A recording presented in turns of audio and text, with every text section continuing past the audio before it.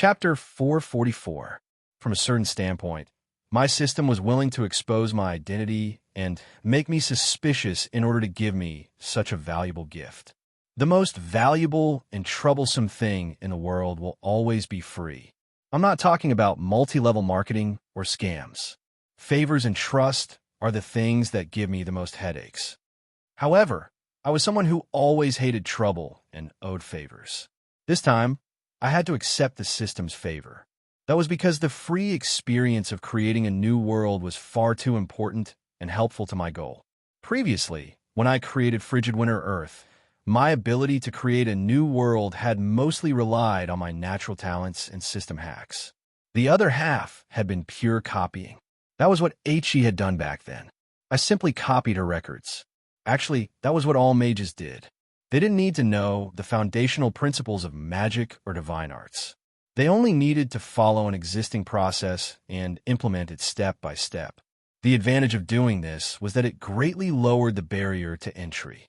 However, the disadvantage was that apart from being unable to surpass their predecessors, it was also that they would be stiff and inflexible in actual combat. If they met with a specific strategy or trap, they wouldn't be able to adapt to the situation, and the result would likely be death. True archmages and archpriests would often analyze the foundational principles of magic. They would understand the how and why of magic. They would casually summon minor magic spells to improve and strengthen existing magic spells. A true sign of a mage's maturity would be that they would be able to improve or even develop new specialized magic spells based on the foundational theories and current conditions. The seal of the four elements was doubtlessly the most powerful and original forbidden spell in this world. Simultaneously controlling four different elements and summoning all four major elements to create a seal would be incredibly difficult to cast. Not to mention improving the spell, just simply using it as it was written would already be an amazing archmage. Not to mention, what we needed was the four elements creation that evolved from the seal of the four elements. Originally, even with my experience of creating a new world in Frigid Winter Earth, my highest success rate would be no more than 40%. Even if I was lucky enough to succeed, it would likely be an incomplete product with flaws, gambling everything with only a 40% success rate. Since the success rate of all the other choices was below the decimal point, and doing nothing would be akin to waiting for death, a 40% success rate would be more than enough for me to gamble everything. But with this precious gift of timely help, everything was different.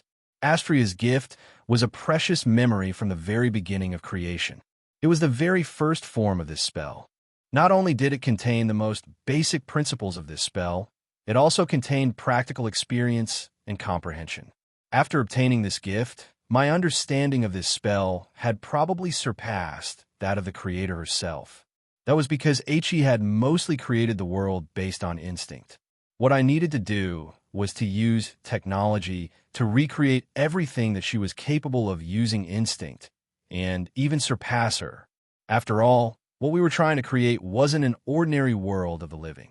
This is the country of the dead. With my proclamation, with the Ghostwind Plains as the core, the pitch-black world snatched away the existence of light.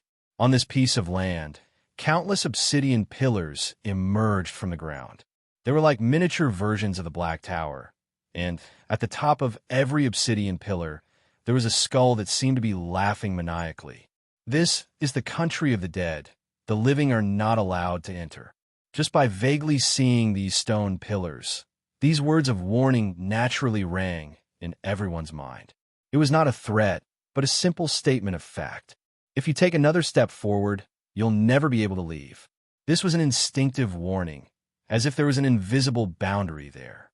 Anyone who crossed, it would be destined to leave their soul behind. And if this invisible instinctive warning could be ignored, then the black mist that the obsidian skeletons were spewing out was a real threat. Poison gas. How is this possible? We demons can actually be poisoned. The black mist first engulfed the devils and demons' battlefield. The demons from the Chaos Abyss were already accustomed to extremely harsh environments. They had far greater resistance to fire, acid, and poison than any other species. And as the Lord of Putrefaction, Ladvioka's subordinates, they lived in a dimension filled with poisonous mist and swamps. Any demons with low resistance to poison would have long since died in some corner of the chaos abyss. The 8-meter-tall berserk sword inferno demon at the very front just happened to be standing next to a stone pillar. The moment he smelled the black mist, he suddenly collapsed. And the moment he collapsed, the eternal flames on his body disappeared along with his life. His gigantic gray body and beheading greatsword smashed a deep hole in the ground, but there wasn't a single wound on his body. His vicious expression was filled with confusion, as if he didn't know why he had died. The next instant, his silver soul walked out of his physical body. The demon's confused expression slowly walked into the obsidian stone pillar and disappeared without a trace. Meanwhile, the skull on the stone pillar seemed to have eaten its fill as it spewed out even more black mist. The black mist was spreading everywhere. With a high-level demons demonstration, both demons and devils were frantically running away to avoid this mist of death.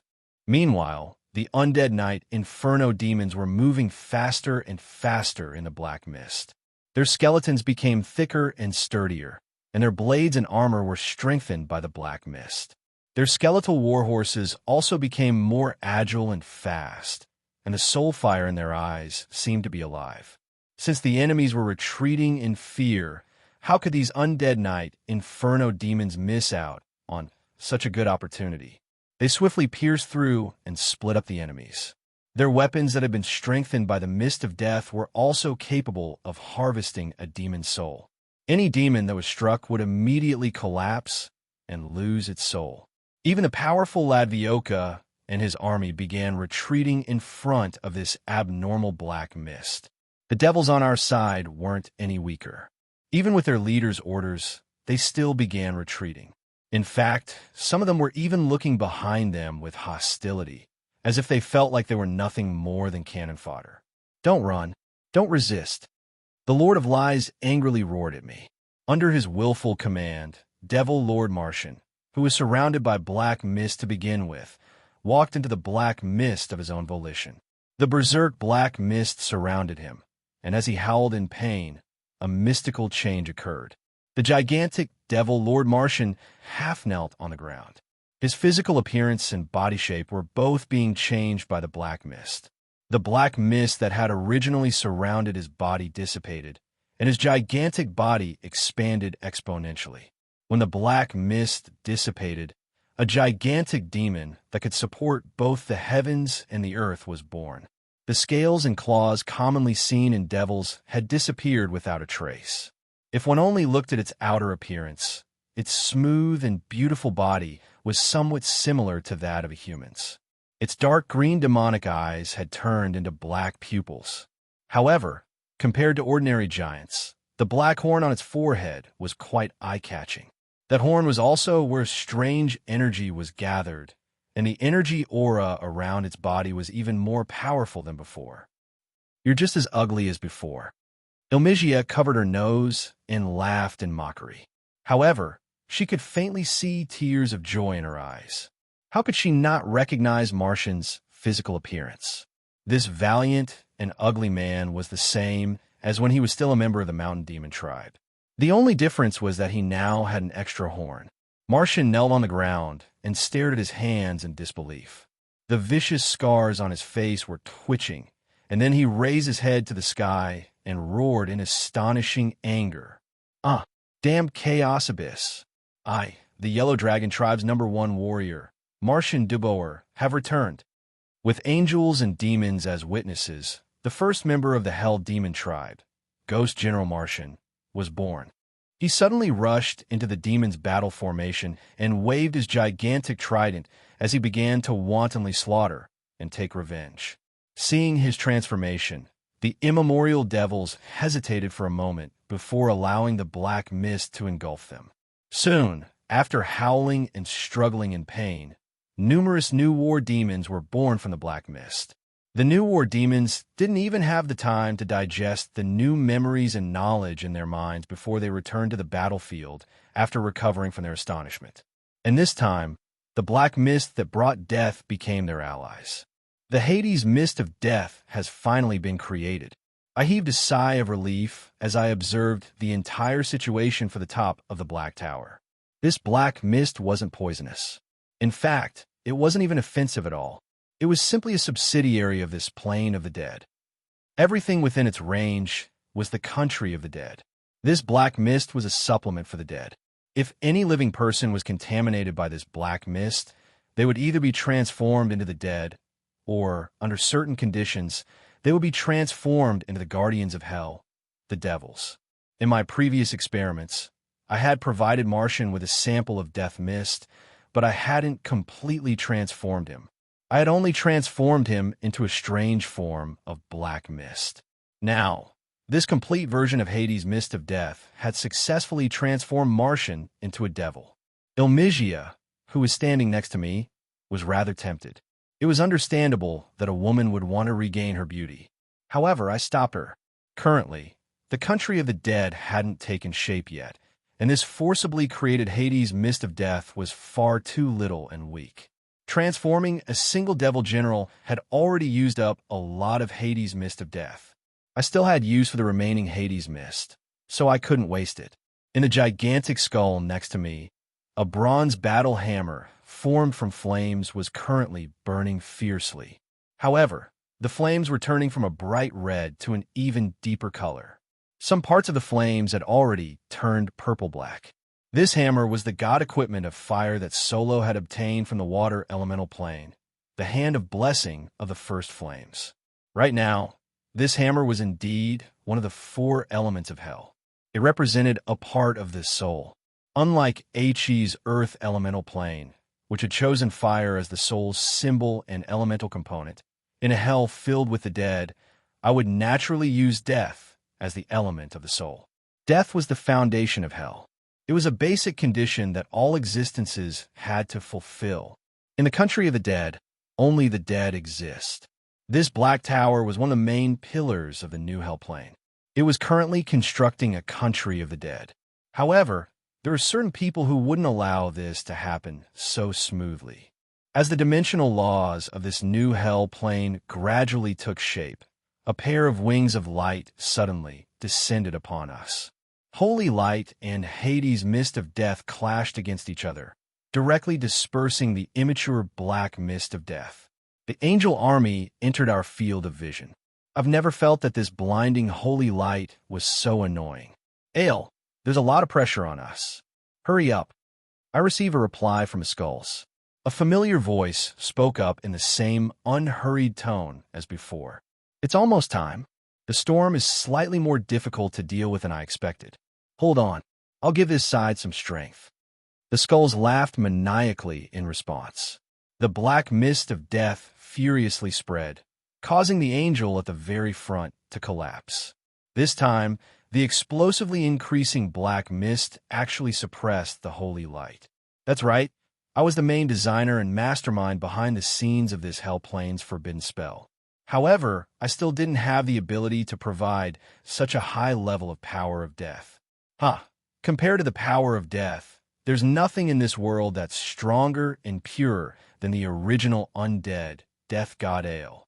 Currently, a tall, pure white skeleton lay within the Black Tower skull. The endless power of death was coming from this skeleton. This skeleton was the true core of the Black Tower. That's right. This skeleton was Ale's skeleton. Ale was even using his own corpse. It could be said that he was willing to sacrifice everything in order to successfully construct this hell plane. Far away in the Ottoman Empire, Ale gently rubbed the crystal skull in his hand. He saw through the eyes of the devils that his tribe had transformed. While he was delighted, he unhesitatingly increased his investment. I had an identical crystal skull in my hand. I could sense the powerful power of death within it, as well as ALS resolution. I knew that it was time to enter the next phase of my plan. Chapter 445. As one of the most ancient demon lords, and one of the most powerful existences in the Chaos faction, and even the entire multiverse, The Lord of Putrefaction Lavioka had carried out the most basic duty of a demon countless times in the past: conquest and slaughter. As an existence at the top of the demon food chain, it was quite rare for him to appear in the mortal plane. That was because unless the dimensional will was blind, any dimension would reject such a mega-dangerous item. And whenever he appeared in the mortal plane, dimensional conquest would become dimensional destruction, and slaughter would become the annihilation of species or even living creatures. Over the long years, he had already lost count of how many dimensions he had conquered and destroyed. He had even successfully turned it into an art of destruction that only demons could appreciate. Although directly tearing apart those little bugs and enjoying the slaughter and blood is something delightful, plagues and diseases can also achieve our goals. The former requires an entire demon army, while the latter only requires a small mouse that carries the plague and virus. My only regret is that I won't be able to hear those pitiful bugs' screams and despair. That's why I always bring some souls back to play with them and ask them how they happily die. Judging from how efficiently he slaughtered and spread despair, this demon lord who didn't have much of a reputation was doubtlessly far superior to his peers.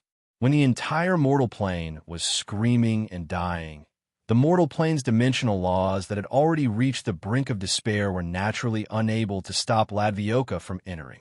When he joyfully harvested the souls that died in despair, he would always feel the joy of a farmer obtaining a great harvest after a year of hard work.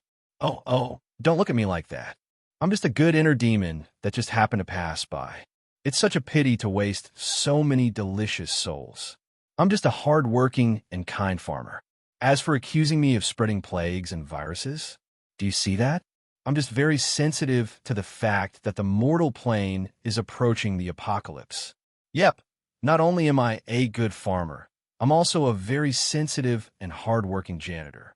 Even though no one dared to criticize him, he would always say such things and tell unnecessary lies. This was his personal favorite method of entertainment. But this time, Lavioka, who had experienced so much destruction, was quite astonished. With his abilities, of course, he wouldn't treat this black mist as a so-called poison. This wasn't the first time that he had been expelled from the mortal plane, but only the dead are allowed to exist. This is the first time I've seen such an unfriendly dimensional law. Even the undead lord's undead plane doesn't reject the existence of living beings, just because the environment isn't suitable for living beings. This is directly leading all life to become the dead. Without the living, how can the plane survive? What's the point of existence? Unlike what others knew, the chaos main god Lavioka's mind wasn't only filled with destruction and slaughter. He was quite interested in the meaning of life's existence, the philosophy of life, and so on. In fact, he even had the title of a philosopher and historian in the mortal plane. And in the chaos abyss, the unique dimensional territories he controlled were his most successful experiments.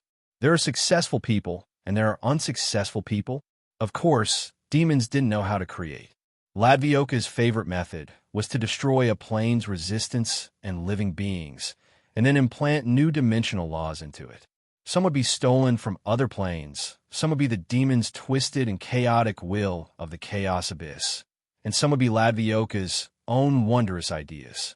He would then spread these ideas and extrapolate them to see what kind of creatures would appear and what kind of results would appear. Everyone believed that Lavioka was only a chaos main god who controlled 4 dimensions, and that he was inconceivably low-key compared to other main god-level demons. But they didn't know that Lavioka already had several hundred-dimensional experimental plots. He was truly a farmer who worked day and night. As a demon, he's actually playing the role of a god? Is he insane? All demons are insane. The more powerful a demon noble, the crazier they'll be. Do you intend to use logic and common sense to understand what they're doing? However, don't count on Lavioka to be a benevolent creator. The distorted dimensional laws would most likely create the most twisted of creations. Creatures that breathed poison and ate plagues as food, even if they had gentle, kind hearts and beautiful appearances, would still become the creators of death in the end.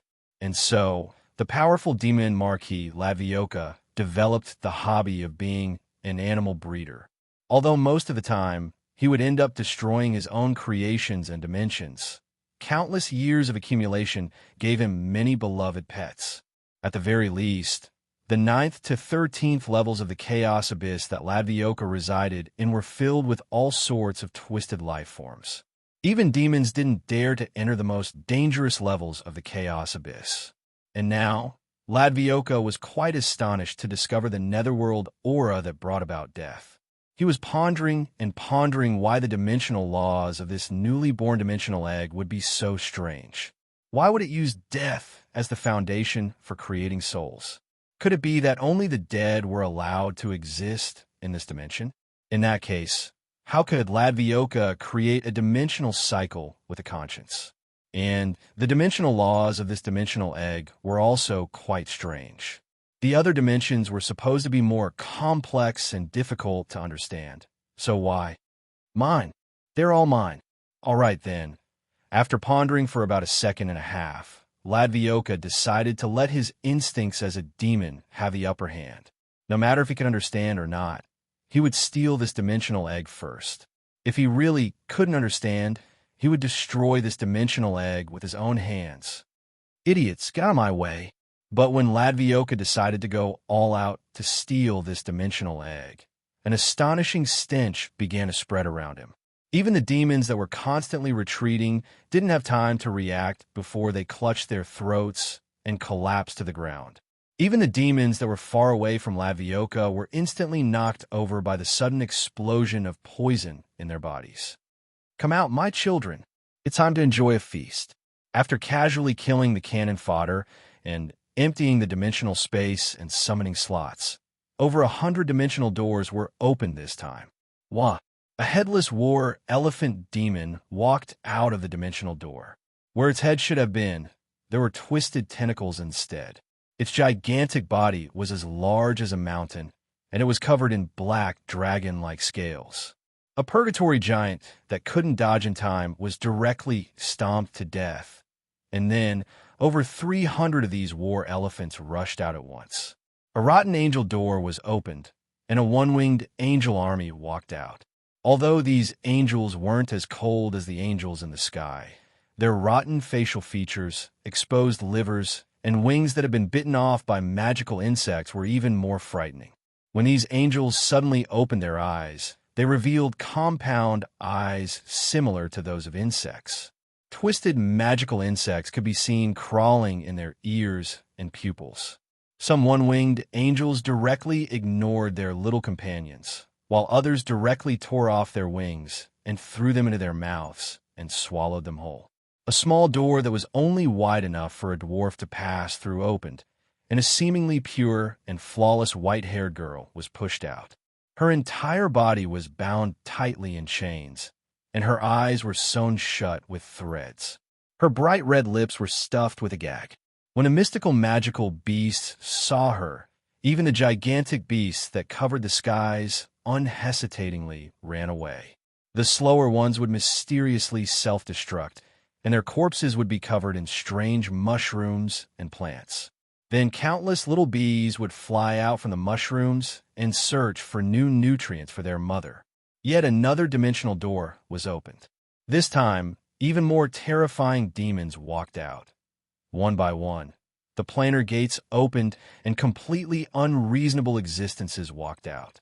An inexplicable fear swept through the entire area. Even the master gods of chaos had to use their full strength. This was the most troublesome part of fighting a demon. No one knew when it would go crazy. The powerful existence's own twisted natural laws were more than enough to resist against the immature natural laws of death. When these otherworldly creatures appeared in the sky, all life here met their doom. This is a chaos main god? I inhaled sharply at the sight before me. Originally, I already had many guesses and countermeasures against the highest level combat strength in the multiverse. But only when I truly faced one did I realize that just their very existence far surpassed the limits of any mortal's understanding. Yes, this is a chaos main god-level demon, a demon among demons, an existence hated by the entire multiverse. Although, I don't know why he suddenly brought out his true power. Let me have a taste of this old friend of mine. The Lord of Lies nodded and took off his hat in a gentlemanly salute. He intended to directly enter the battlefield. To him, this desperate situation was nothing more than a normal afternoon tea after the battle.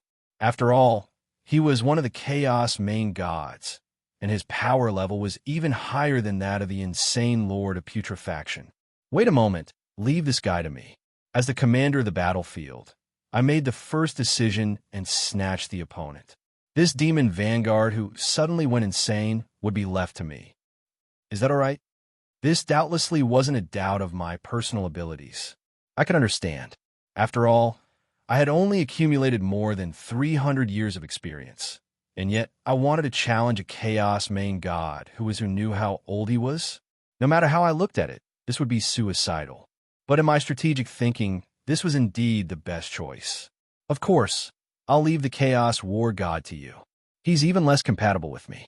No, I should say that he's the enemy I don't want to face the most. That's right. Let's not talk about Cavendish, whose stats and goals were unknown. The god of holy light, who obviously intended to take advantage of the situation, could also be put aside for now. According to the relevant records, the Chaos War god Donades was a general-type individual who was skilled at single-handedly killing the enemy leader. It was said that he was the best at direct frontal assaults in the entire mortal plane. Compared to me, who was more of an army type, he was the worst. I didn't want to know how this best frontal assaults came about at all. Not only that, his fallen Valkyrie army had already been judged dead by the dimensional laws of this world. It would be completely useless. Death magic had always been quite ineffective against the Valkyrie army. If Donades brought his army to attack me and destroy the location of the ritual, I really wouldn't be able to do anything about it. That was why I had my strongest Liege of Lies deal with this troublesome opponent. Although the Lord of Putrefaction Lavioka was also inconceivably powerful, at the very least, his most powerful poisons and plagues would be ineffective against my undead army. I was used to fighting as an army, so I never feared an army-type enemy. I had the advantage in terms of compatibility. At least, I had an advantage over Donades. I had enough of the unreasonable heroes and war gods. It wasn't that Camillus hadn't thought this through. He also knew that this was the best choice. However, he was worried that I would easily be killed off by Lavioka, which would ruin the situation. Now that he saw how determined I was, he nodded and vanished into the void. Long time no see. The last time we met was 3,200 years ago, wasn't it? The war god who enjoyed being a dog? The Devil Lord blocked the Chaos War God's path. His angel army was circling in midair. Their opponent was an army of immemorial devils. The difference in numbers caused the god of Holy Light's incarnation to choose to observe. In a corner of the battlefield, a certain person was still heartlessly cooking fish soup. However, he was selectively ignored by everyone else. My army had already assembled, and the horn of death had been blown. The undead army and the venomous magical beasts were about to meet. Right now, it was time for me and Ladvioka's battle. An army battle? A competition of creation? Whose children are stronger? Who's afraid of whom? Chapter 446. Is it time yet? A putrid wind brought with it a foul stench. The demon army, which was synonymous with destruction, had already spread out in full force. Their overwhelming military presence gave us endless pressure. Here, demons from many dimensions were gathered together. Here, even a small soldier had surpassed the definition of so-called brave and strong individual by any mortal's definition. Meanwhile, their opponents were the endless, silent night. There was no need for any adjectives to describe the warriors of the night as brave and loyal.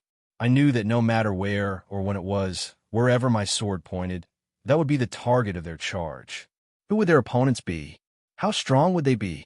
What were our chances of victory? They never asked. When the horn to charge sounded, the silent sound of horse hooves would be the knight's choice. As for me, in order to respond to their loyalty and expectations, I would do everything in my power to lead them to victory. It's time. The silver book on my arm opened up, and countless secrets transformed into actual mysterious runes that flew in the sky. Pure order received a new interpretation, and the light of my god equipment illuminated the entire world. Original Codex. Give judgment to the sinners before you. Forbidden spell. Great judgment. There wasn't even a need for judgment. Every demon and magical creature from another dimension was an uncountable number of villains. Dimensional invasion and destruction were judged, and the illusory silver light transformed into actual restraints on their bodies. However, for these top-level dimensional destroyers, such large-scale restraints were rather weak. The restraints only lasted for a few seconds before they were able to break free. However, I had already achieved my goal. Within the range of the forbidden spell, Great Judgment, as a Law Job class member, my power level was forcefully increased by 1 rank, from Legend to Saint rank. For ordinary powerful individuals, the increase from Legend to Saint rank wouldn't be that great. However, for me and my army, whether or not I could reach Saint rank was a completely different concept. I closed my eyes, and the familiar icy plains appeared in front of me again. When I opened my eyes again, the entire world had changed. The burning ruined city was right in front of me, a place that I could see but could never reach. Even if the enemies were even stronger than before, our warriors still didn't stop fighting. War drums resounded, and battle flags fluttered in the wind. The knight who was bathed in fresh blood still hadn't given up hope. The icy plains extended outwards, and snow began to fall from the sky. The scene from that day reappeared. The infallible Definder. The charging skeleton knight crossed this land of ice and snow, but he once again possessed a living body. That Valkyrie body allowed him to recover to the peak state of his life. No, he was even stronger than when he was at his peak. I extended my hand and let the snowflake melt on my palm. The familiar cold air lifted my spirits. However, I didn't have the time to reminisce. I clenched my fist and let the snowflake fly with the wind. It's not enough.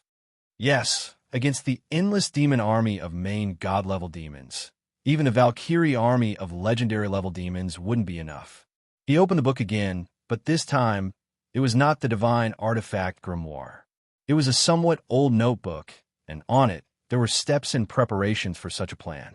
On the page that I flipped to, there was a row of golden subbodies that were emitting radiance. Allow my personal power level to reach legendary level. With the divine artifact grimoire support, I'll reach Saint rank. This is all for a new soul world. Yes, from the very start, I didn't have Hei's unreasonable divine power and strength. She was capable of casually distorting the 4 elements and having them create a new world according to her will. And if I wanted to create a new world, even if I had the theoretical and technical knowledge, it would be like using a shovel and bricks to create an entire world. It would be basically impossible. Even if I could do it, I wouldn't have the time. Fortunately, there was still a method in this world that could create a new world with one's will. Yes, that was the special ability of Saint rank and above, a soul world. A soul world was the ultimate creation of mortals' thoughts and stubbornness. A soul world was the creator's most desired ideal and obsession. A soul world was a land of dreams that had been distorted in the real world. A soul world was the only way to save the world. In front of me, the snow-white land of falling snow began to distort. The familiar castle began to collapse, and the heroic knight transformed back into bones. Definder still fell in the end. The charging knight stared blankly at the scene before them. They didn't know what had happened. Some even dropped their weapons and battle flags in astonishment. The devil army naturally launched a counterattack at this moment. I also realized that the world before me was collapsing. I felt a mysterious pain in my heart that made me forget to breathe. But when I saw the confused knight before me, all of this transformed into an angry roar that echoed throughout the battlefield. Definder has indeed fallen. But, my knight, our battle has yet to end. We admit that we lost, but so what if we lost? We've long since been defeated. We've already lost the people that we long to protect. I knew that the reason why we were undefeatable in this soul world was because all the knight's souls, including myself, were watching the eternally burning city. It was as if our families and homes were still behind us, giving us endless power to protect them. But it's time to wake up from this dream. The country and people that we swore to protect have already died a long time ago. The collapsing Definder's old city was the most painful annotation. The collapsing bricks stole their will to fight. My angry roar caused me great pain, and hurting my loyal night souls made my heart bleed. But even if we've lost, we still haven't lost a place to return to. Think about the Northlands. Think about why the descendants of us bastards would go to such a messy wasteland. Why would they be willing to do anything to clean up the mess for us useless things? The Silent Night souls saw the people of the mist who had traveled thousands of kilometers to return to their homes. They saw the holy city of Definder, which was glowing brightly once more. They saw the people of the mist reconstructing their lives in the frigid winterlands. They saw themselves and their adopted children creating a new family, and their children who desired a better future. They clenched their fists, picked up the weapons that had fallen to the ground, and waved their battle flags in the sky once more. The Skeleton Knight souls would never fear a powerful opponent. They were only afraid that they had no family to protect. All they needed was a goal to protect. Yes, we've lost in the past, but this time we definitely won't lose. Soul imprints were able to surpass the limit of one soul imprint per person. That was because soul imprints were a summary of everyone's life's experiences and paths. I had many lives, so of course I had many paths. However, a soul world would be a person's most stubborn fantasy world. In fact, they would be stubborn to the point that they would be dragged back to reality from their dreams. That was why, in order to not lose in the future the dreams of the past, there won't be a future if we only wallow in the past. Now that the battle to win the future is right before us, it's time to wake up from our dreams. And this time, we definitely won't lose. We have nowhere to retreat to. We definitely won't lose. Our families are behind us. We definitely won't lose. We carry hope on our shoulders. We definitely won't lose. We will fight against the gods for the sake of all living beings. We definitely won't lose. The iron will of the defeated army resonated with me. Their stubborn desire to create a new future broke through reality once again. I knew that those brave and loyal night souls would forever trust in me. They had entrusted everything to me. And what was unfolding before me was a new world, a world of dreams that was determined to break through the future. This is the country of the dead. Those loyal and sincere night souls are Valkyrie's protectors. They should have true eternal life, even if it's only a dream made of ice and snow. The snow that had stopped falling began once more. The ground began to freeze over. Behind me, a white tower that represented ice and snow slowly rose up. In this incomplete world, after death became the foundation of the soul, a new elemental foundation was created, the ice and snow of life. In this country of the dead should also have physical bodies and a life limited to this world. Bodies of ice and snow shall give their souls physical bodies. Ice and snow fell on the skeletons, forming new physical bodies. Unlike Valkyrie's bodies, which were made of energy that wouldn't tire, this time, although their bodies were made of ice and snow, they still had their skin, muscles, and organs intact. They could feel true pain and happiness that they hadn't felt in a long time. They had obtained descendants and could feel the feeling of life. In fact, they could even improve and evolve. That's right, this was life. This wasn't some mystical illusion or temporary modification. The boundary between life and death had been broken. In this country of the dead, souls would be placed in bodies of ice and snow. Sinners would be punished in hell. How could they not have physical bodies? Bodies made of ice and snow would give them new life, a life that could only exist in hell. And right now, these bodies of ice and snow were the first to give my night souls new life. Did they seem familiar? Of course, my interaction with the frigid nightmares allowed me to learn the secrets of ice and snow creatures. Their very existence was the best template.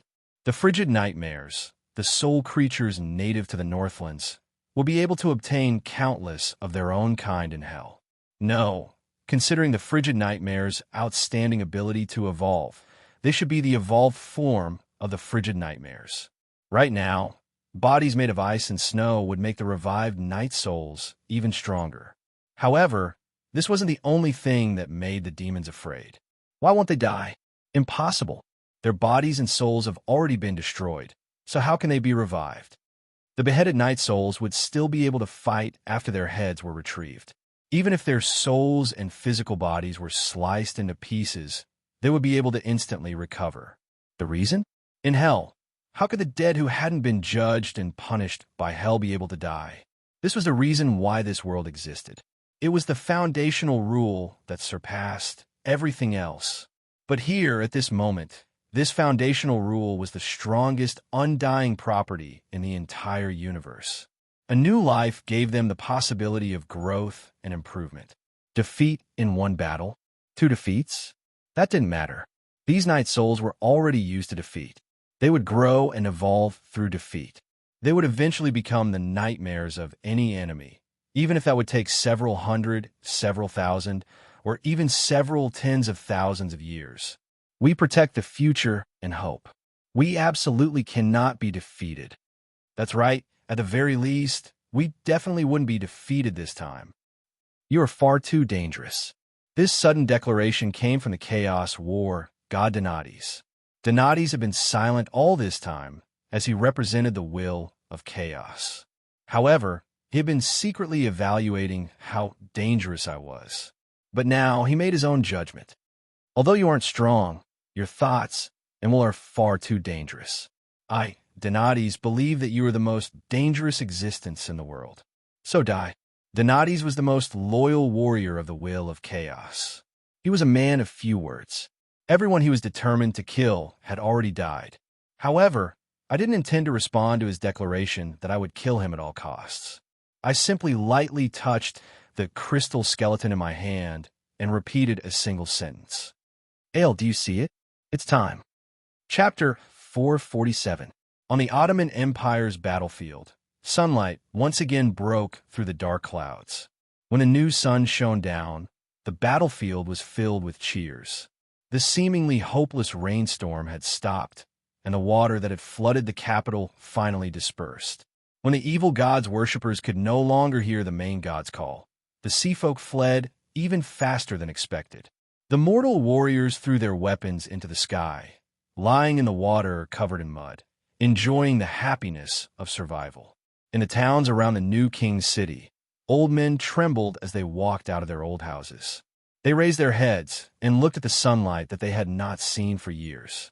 The joy of victory filled everyone's heart. Although the mortals had won this battle, it was likely that nobody would ask why the dark clouds had dispersed so quickly, or why the sea folk's worshippers and divine mages had suddenly lost their power. Our king.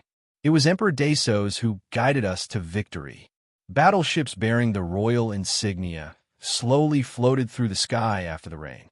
These battleships were still charred and damaged, but they became synonyms for meritorious deeds and epic victories.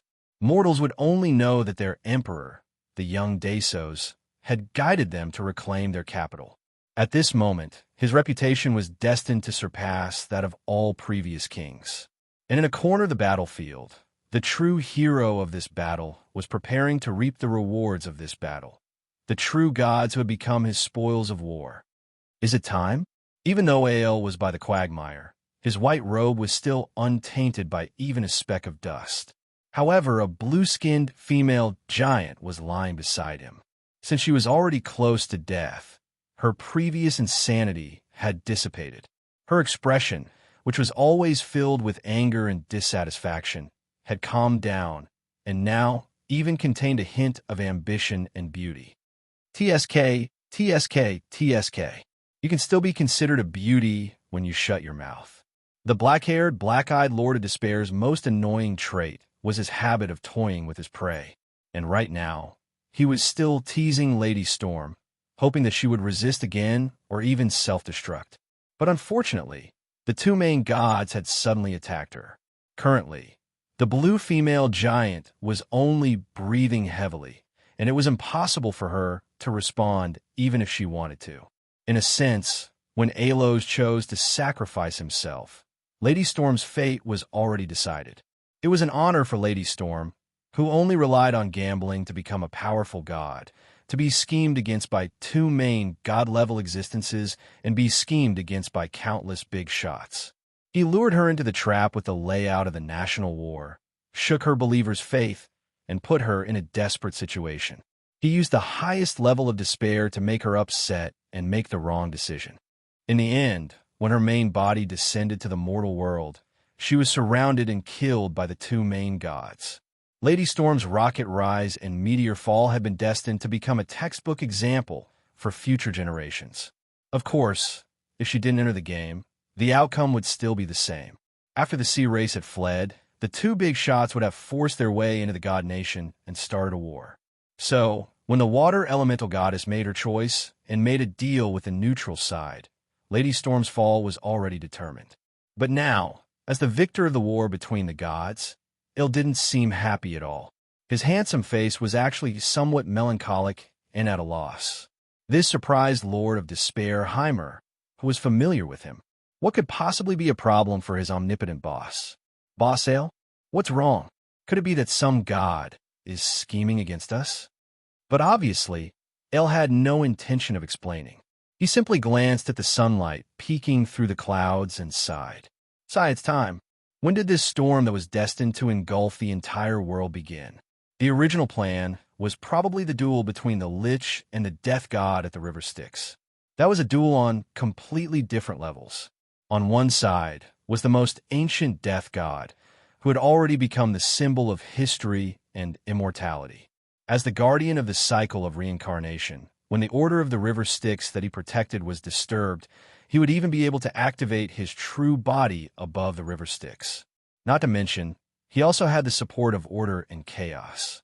Even 3 or 4 main gods working together wouldn't be able to do anything to the cycle of reincarnation. To be honest, such a situation had indeed happened before in history.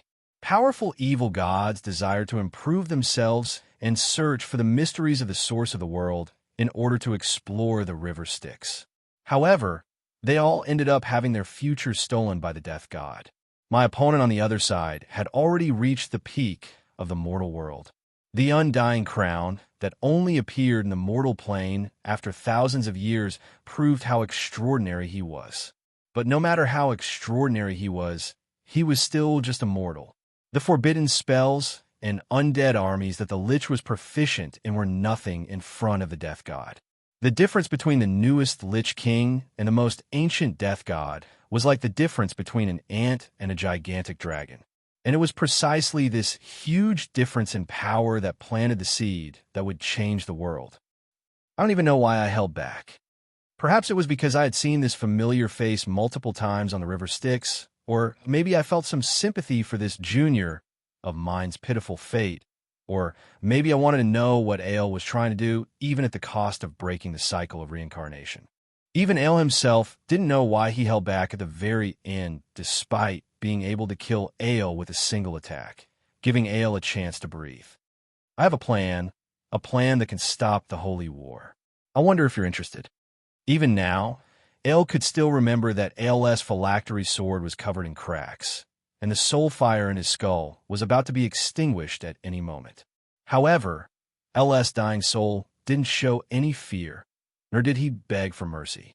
Instead, he slowly told Ale about his astonishing scheme, as well as his arrogant words that were almost impossible to realize. The foundational holy war between order and chaos originated from the world's two polar opposites. Even if we ignore their natural instincts and natures, they instinctively desire to destroy the other. That's why, in order to stabilize the world, we need to have at least 3 polar opposites. The more the better. That's right, we need a neutral faction, and you're the only one who can do this. At first, Ale, who was by the River Styx, was only joking as he listened to what this sly Lich who was about to die would say in the end. That's right, when Ale first saw Roland, he felt as if he was looking at a clown who was thinking of ways to defend himself in order to save his own life. We need a new true god. He doesn't need to be that powerful. but he'll be able to make judgments that everyone agrees are fair. We also need a new hell that will replace the current cycle of reincarnation. The current God's teachings are only for themselves. Since spending money and sucking up to the gods and churches will allow one to enter heaven, so-called leading people to do good is nothing more than a joke. In order to further eliminate the possibility of war, we can spread a new teaching. Only pure good deeds will be able to enter heaven. True warriors who die for justice will enter the eternal Valkyrie temple after death, while villains can only howl in pain in hell as they suffer. Right after that, all these secrets that even main gods wouldn't be able to learn about came out of AL's mouth. Not only did Ale have no respect for the true gods, he even knew many secrets about the creator goddess. The most ridiculous part was that even though Ale was the evil Lich King, the strongest demon king hated by all living creatures, he kept talking about the mortal world and how good and evil would be repaid. It would have been fine if he was just spouting nonsense, but Ale could sense that Ale was telling the truth. Not only that, he was telling the truth after considering it for a very long time. According to common sense, how could there still be a good Lich who cared about the country and its people in this world? Either Ale had gone insane, or the entire world had gone insane. Interesting. Perhaps it was this bit of curiosity that made Ale finally listen to AL's insane plan. That sounds interesting, but how can you convince me of your sincerity? As the oldest death god, Ale wasn't someone that could be moved by mere words. So what if Ale talked extravagantly? His plan was far too insane and unlikely to work. In AL's eyes, AL's plan was nothing more than another way of begging for mercy. However, Ale laughed. His soul fire kept flickering when he laughed, but the emotion he expressed was one of delight.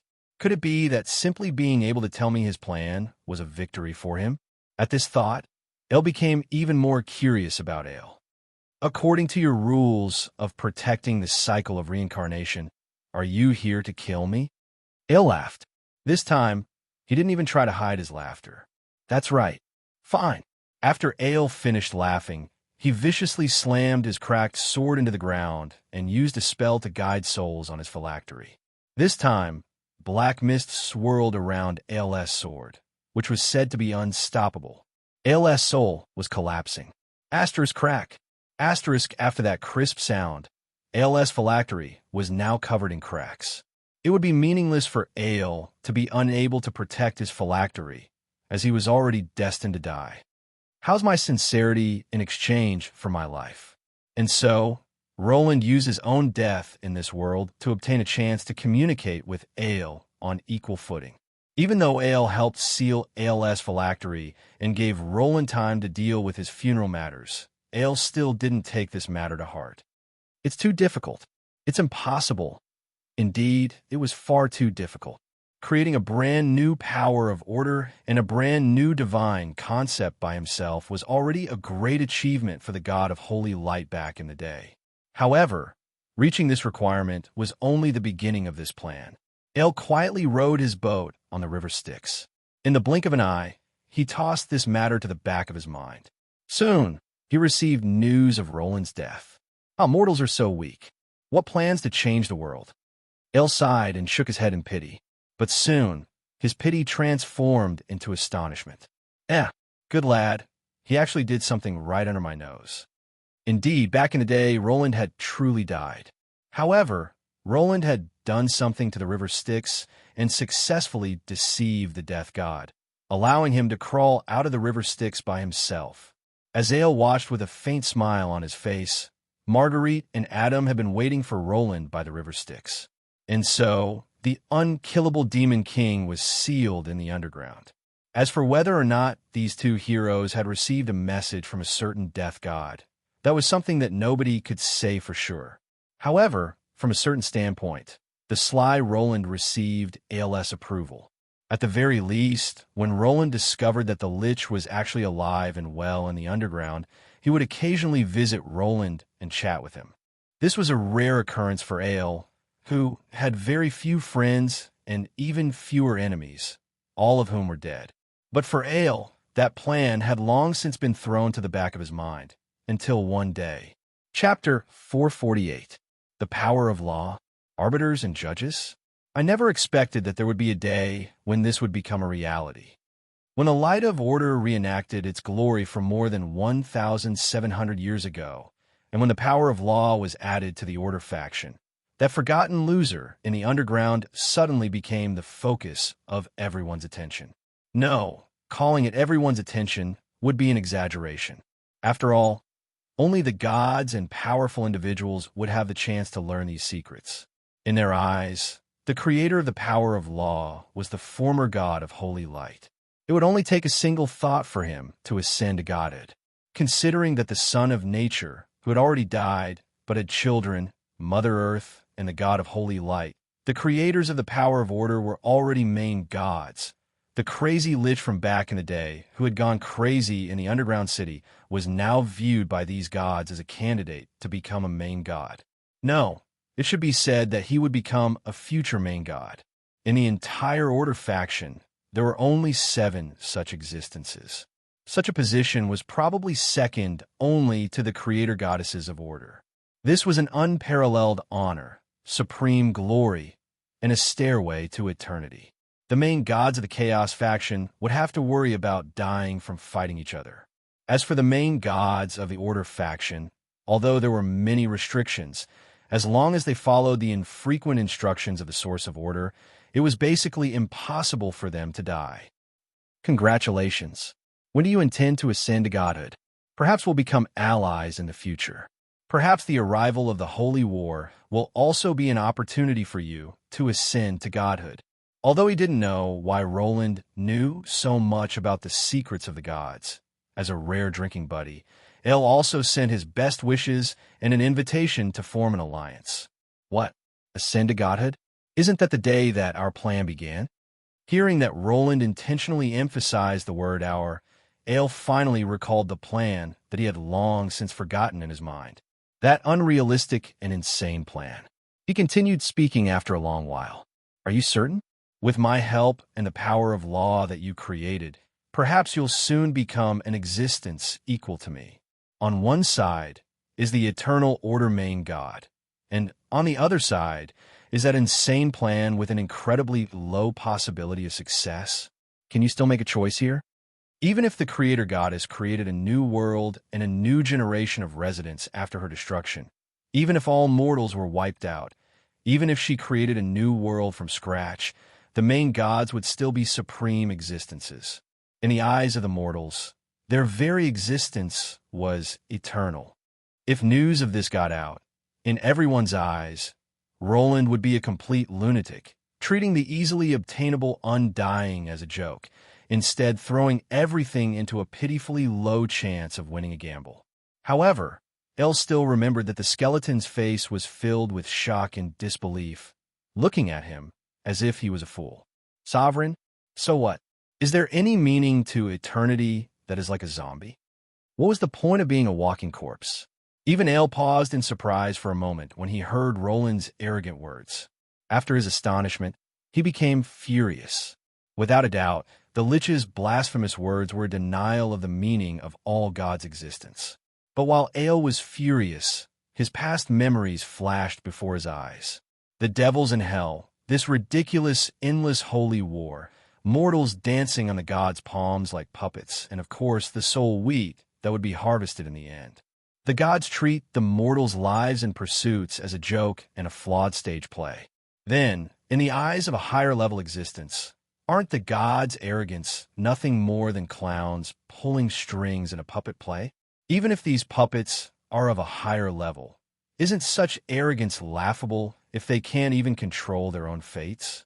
Wouldn't this kind of eternity and undying be even more valuable than the mortals' lives? AL's anger vanished when he noticed that the Lich before him actually viewed fate and the truth even more clearly than he did. What came next was a question after a long period of contemplation. You're serious? Hey, Boss Ale, I've always been serious, all right? Don't tell me you're quitting at such a time. I've had a hard time all this way, all right? The Lich's snickering smile was as ugly and frightening as ever.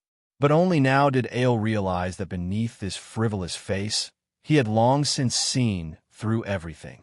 Roland knew that Ale had always treated his plan as a joke, but he had always been working hard in secret, making all the necessary arrangements to turn this joke that everyone didn't think highly of into reality. Right now, when the light of law illuminated the entire world, and when the gods were waiting for their new ally to ascend to the divine throne, the lucky one who created the path of law suddenly fell silent. The gods have been unable to see the god of law ascend to the divine throne for a long time, so of course there were many discussions. Only a flash in the pan. An incomplete soul probably isn't enough to ascend to the honorable divine throne. Perhaps this divine concept will only benefit a certain junior in the end. Could be that he's just doing good deeds. Not only the gods, even the undying and follower gods began to ridicule the Lich who was unable to ascend to the divine throne. But as long as Ale knew the reason why Roland hadn't ascended to the divine throne yet, it was because he wasn't satisfied with the newly born light of law. No. Right now, the light of law is too similar to the holy light. It's meaningless to only represent punishment. What's more important is the redemption of sinners and the forgiveness of the innocent. The Church's teachings are like this. There's an invisible eye observing your actions. All crimes will be judged in the end, and the purgatory of the dead awaits you. No one can be an exception. Did I make a mistake again? Why don't we try polarizing the Church's teachings? We'll have higher requirements for the God of law's believers and executors, and we'll have the most basic restrictions for all mortals. Yep, in order to make it more convincing, we'll use God's law. No purgatory or heaven. Isn't that our next plan? In Sulphur Mountain City, which was mostly shrouded in darkness, Roland patiently revised his own plans and Church's teachings. The Church of Law's teachings actually went through several hundred revisions. The light of law, which was originally far too blinding, became polarizing and gentle under the guidance of its creator. The law itself shouldn't have any will. It's simply a bottom line that everyone has to follow. Only those who cross the line will be punished. The law would save and protect the weak, but would mercilessly judge and punish those who did evil. Unlike the holy light, which was naturally hostile to the undead, demons, and other creatures of chaos, the newly born power of order actually didn't have any natural enemies. Later on, different people would have different natures of power. Looking at the completely different light of law, Ale even suspected that Roland also had a crazy dual personality. However, Roland hadn't wasted 100 years of time. Compared to the original holy light, the power of law that had been polished for 100 years was much more modest. Its silver glow was just like the moonlight, calming the hearts of others. But the moment that the law's bottom line was touched, it would be as merciless as the cold gleam of a guillotine's blade. Perhaps this newly born power of law, this new boundary, will finally be able to make both factions stop. Perhaps Roland's determination finally moved him, or perhaps the highest death god had accumulated enough dissatisfaction. But Ale finally made his decision as he watched the gradually perfecting power of law. And right now, the success rate of this plan was no more than 20%. Yep, there are far too many unpredictable factors. I can't guarantee that it'll definitely succeed, but now it seems that it's possible to take a gamble. Compared to doing nothing at all, at least it's possible to try. Roland was quite honest, and he had no choice but to be honest. The truth was right in front of everyone, and no one here was an idiot. Nobody would willingly board a ship that was destined to sink. It was impossible for him to promise that he would definitely win. At the very least, it's not completely hopeless. That's right, compared to the entire mortal plane's soul harvesting and the destruction of the gods that would follow, this seemed like a path of survival that had been found in a hopeless situation. While searching for a path of survival and exploring for a long time, more and more companions boarded Roland's ark, which seemed like it would sink at any moment. Roland didn't try to hide the pitifully low chance of success, but Adam and Marguerite unhesitatingly boarded the ark after learning the truth.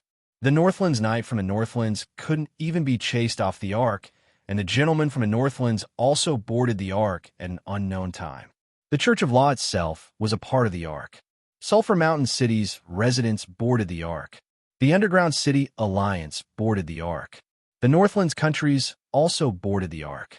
The Mage country was tricked into boarding the Ark, and the Wood Spirits also joined the Ark. Even the fairies, who had always been neutral, used their actions to express their stance. Unknowingly, the grand plan was no longer just Roland's personal actions. More and more people started walking down this path of their own volition. Some of them had righteous intentions, some had personal conflicts of interest, and some simply wanted to survive this holy war. But no matter what the reason was, since they boarded the Ark, they indeed became a power on Roland's side. More and more like-minded people started walking together. This difficult path of salvation became much easier to walk. Of course, compared to the two factions that occupied both ends of the world, the neutral side's strength was still nothing. Did they not notice anything at all? At the very least, the Chaos faction had obtained plenty of information. Their enmity with the god of holy light was a fact that was obvious to all. No, it wasn't that they didn't notice anything. It was that they couldn't be bothered to care. Both sides still viewed each other as the #1 enemy. As for the third party that tried to do something, aren't those the clowns that have always appeared in every holy war? Let us see what kind of performance you sinners can put on. From the perspective of the two factions that occupied both ends of the Chaos faction, these people who were secretly conspiring with each other would naturally be considered traitors. They would be the pinnacle of conspiracies, the worst of the most basic order in the entire world. They would be clowns that would be easily crushed. And now, most of the holes in this Ark have been fixed. It was almost time for the Ark to set sail. The most important passenger? No, the helmsman should board the Ark, even if that would mean directly breaking off relations with both the Chaos faction and the Chaos faction. Accomplices? Roland, you've truly chosen an appropriate term. ALS memories from his time in the wilderness gradually surfaced in his mind. He had seen far too many changes in the world. The main characters of this world were constantly changing. Ancient humans, gold elves, Haletum generation, Middle Ages humans, great demons, superior elves, and so on. So many civilizations, and their glory had even caused the gods to exclaim in admiration. But in the end, these glorious civilizations and their buildings were all reduced to rubble in the flames of war. In this cycle of creation and destruction, civilization was advancing, civilization was retreating, civilization was at a standstill, civilization had reached its peak, or, in the eyes of the Creator, mortal civilizations are nothing more than sand castles on the beach, completely worthless to begin with. All undead had perished due to their unwillingness to fall into eternal slumber. The most ancient and original undead were no exception. The long passage of time had caused him to forget his very first obsession. However, there was one thing that he still remembered. In the very beginning of the HE era, gods and humans had lived together. Although the natural environment was extremely harsh, with famine and vicious beasts everywhere, and dimensional laws were broken, so that dimensional invaders were common. At the very least, the strong wouldn't look down on the weak as if they were ants. Weak life forms wouldn't be so desperate, and civilization wouldn't be broken so many times due to man-made reasons. It was quite difficult to reclaim the lands in the Dark Era. The sages and tribal leaders raised their banners high, while the gods and semi-gods used primitive totems to protect the mortals. There was no such thing as the power of belief, but the tribesmen sincerely worshipped and respected the gods who protected them. Ale had returned to the past countless times in his dreams. As an undead, he crawled out from under Tombstone. Wasn't it because he was worried about his own tribesmen? At the very least, the ancient gods of that generation were trustworthy. They would use their own hands and feet to protect and help mortals, rather than sitting high up in their temples, reciting false teachings and waiting for the chance to harvest souls. Just who's the devil that's stealing souls? But now, generation after generation of gods had become nothing more than decorations on their thrones because of their so-called divine concepts and beliefs. The tribesmen of the High Mountain tribe had become demons cursed by the mortals, repeatedly serving as cannon fodder and puppets in the eternal holy war. Was this the fate that the first generation of humans should have? Was this the world that the creator goddesses desired? Mother Goddess, is this the order and unity that you desire to see? Sister Cynthia, is the evolution that you desire to see the endless destruction of the cycle of reincarnation? Since you don't give us the right to live, why give us hope? We aren't your puppets or toys. It's time for this boring war to end. It's time. Red, black, and gray. The death god held a three-colored rose of death in his hand, transforming it into a storm that swept through everything. The undying death god made his decision. From today onwards, we shall break away from order and no longer belong to chaos. The moment that he said this, the entire world shook violently. As one of the strongest existences in the world, his words were tangible power. When he announced this, countless responses echoed in every divine domain. From today onwards, we shall break away from order and no longer belong to chaos. More than 10 gods were chanting in their own divine kingdoms. In every corner of the world, one could see the burning sky and the shaking space. From today onwards, we shall break away from order and no longer belong to chaos. Perhaps the source of order's mistake was that it didn't start instilling its own beliefs like the Chaos faction did from a young age. Instead, it gave the hearts of the gods who had started out as mortals. Not every mortal who became a god would forget their roots. When truth and hope were placed in front of them, they would make a choice. Belong to the Hades. Hades. We are the gods of the Hades. Countless gigantic meteors tore through the sky.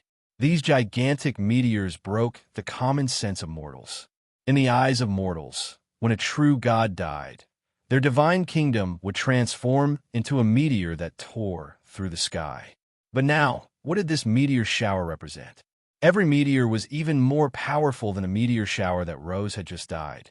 Could it be that more than 10 powerful gods simultaneously died? This was absolutely impossible. Not even the entire mortal plane had that many powerful gods. They didn't die. They betrayed us. The Cloud Tower's astrology archmage Salo's face was covered in cold sweat.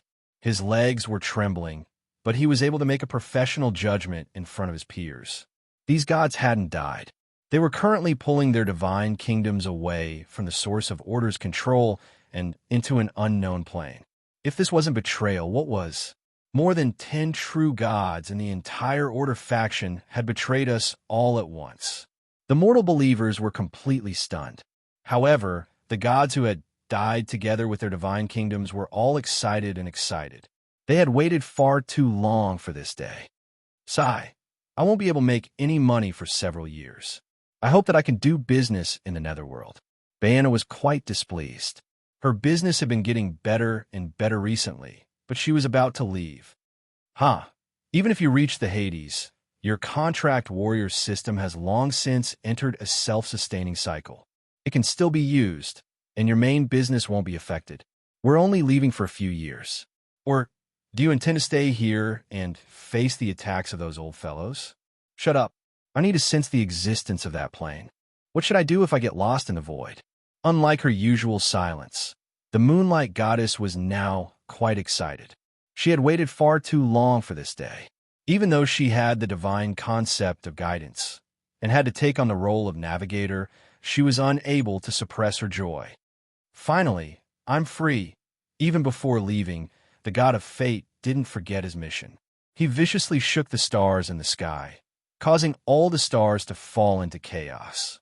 The traces of fate once again became chaotic, causing all prophecy abilities to become useless. It made it even less likely that he would be able to track the Hades plane. And even if he didn't take action, the truth wouldn't have made a difference. El no longer needed to hide his full power. The entire dragon world, Hades, plane was now completely separated from the mortal plane. Soon, the dragon world would completely lose contact with the other planes. The holy war had already begun, and the angels and demons were about to fight. The Order and Chaos factions' anger would never be able to reach the Hades gods. That's right, the Hades gods. The new plane would become the main base for the neutral gods. They would create a self-sustaining new world there, completely breaking the Order and Chaos factions' monopoly on the mortal plane. At this time, the Ale faction had completely fallen out with the Order faction. But considering the difference in power between the Order faction and the Order faction, the neutral gods would disappear into the depths of the Hades before the Holy War reached its climax. However, they would still be able to infuse their divine power into their believers through the back door they left behind. Just like the evil gods living in the chaos abyss, the source of order would no longer be able to control them. If this was a time of peace, the source of order would naturally organize a crusade against the evil gods. But now that the Holy War was imminent, the Chaos faction wouldn't miss out on this period of weakness. As long as both sides entered an all-out war, they naturally wouldn't have any spare energy to track down the neutral Hades gods. And according to the grand plan, when the Hades gods reappeared on the battlefield of the Holy War, they should have the ability to completely stop this war. All the signs indicated that the Order gods were divided. Even the gods were at a loss, and all the divine job class members were naturally in a frenzy. And at this moment, another meteor suddenly fell from the sky. This meteor was tearing apart the entire sky. Its mass far surpassed any of the previous gods. Main god. Which main god is it? Holy light above. This. Main god Anslow. He actually betrayed us at such a time. Don't misunderstand. This main god had fallen in a different direction from the other Hades gods. He had fallen into the lower planes, the bottomless chaos abyss where the demons resided. This main god of the elves had long since wanted to betray the Order gods, so he unhesitatingly took this opportunity to betray them. Obviously, he had chosen an excellent opportunity. ALS betrayal was now obvious, and the source of order would definitely send out assassins to hunt down the other Hades gods. Naturally, they wouldn't have the spare energy to send out main god-level existences to hunt him down. While the main god of the elves successfully hitched a ride, and the other Ale-side gods were all heading towards the Hades gods, the main culprit, Ale, was currently standing quietly by the river Styx. The murky river Styx kept lapping against the banks of the river Styx, and demons' pitiful howls could be heard in the nearby ruins of the Sea of Fire. More than 100 years ago, Ale and Roland had come up with their grand plan here. And now, the most important page of their grand plan was about to be opened here. It's time. Chapter 449. We don't have much time left. It's time for us to make a decision. Please give us your answer. While the entire mortal plane was in chaos, the winged messengers were busy as well. Solo had already cursed his unscrupulous colleagues countless times, but all the gods felt that being a diplomatic envoy was their natural duty. What god of messengers? I'm clearly the guardian of bards.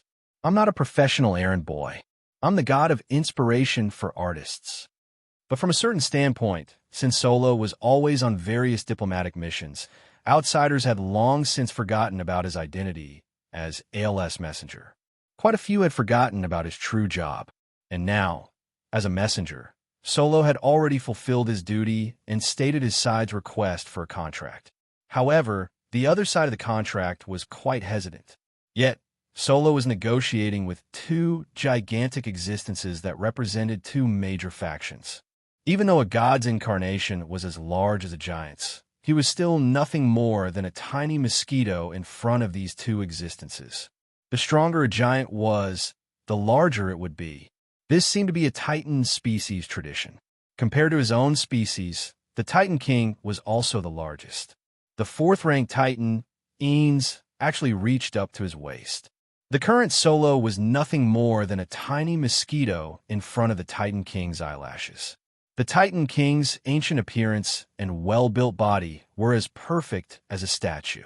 His simple armor only covered some of his vitals.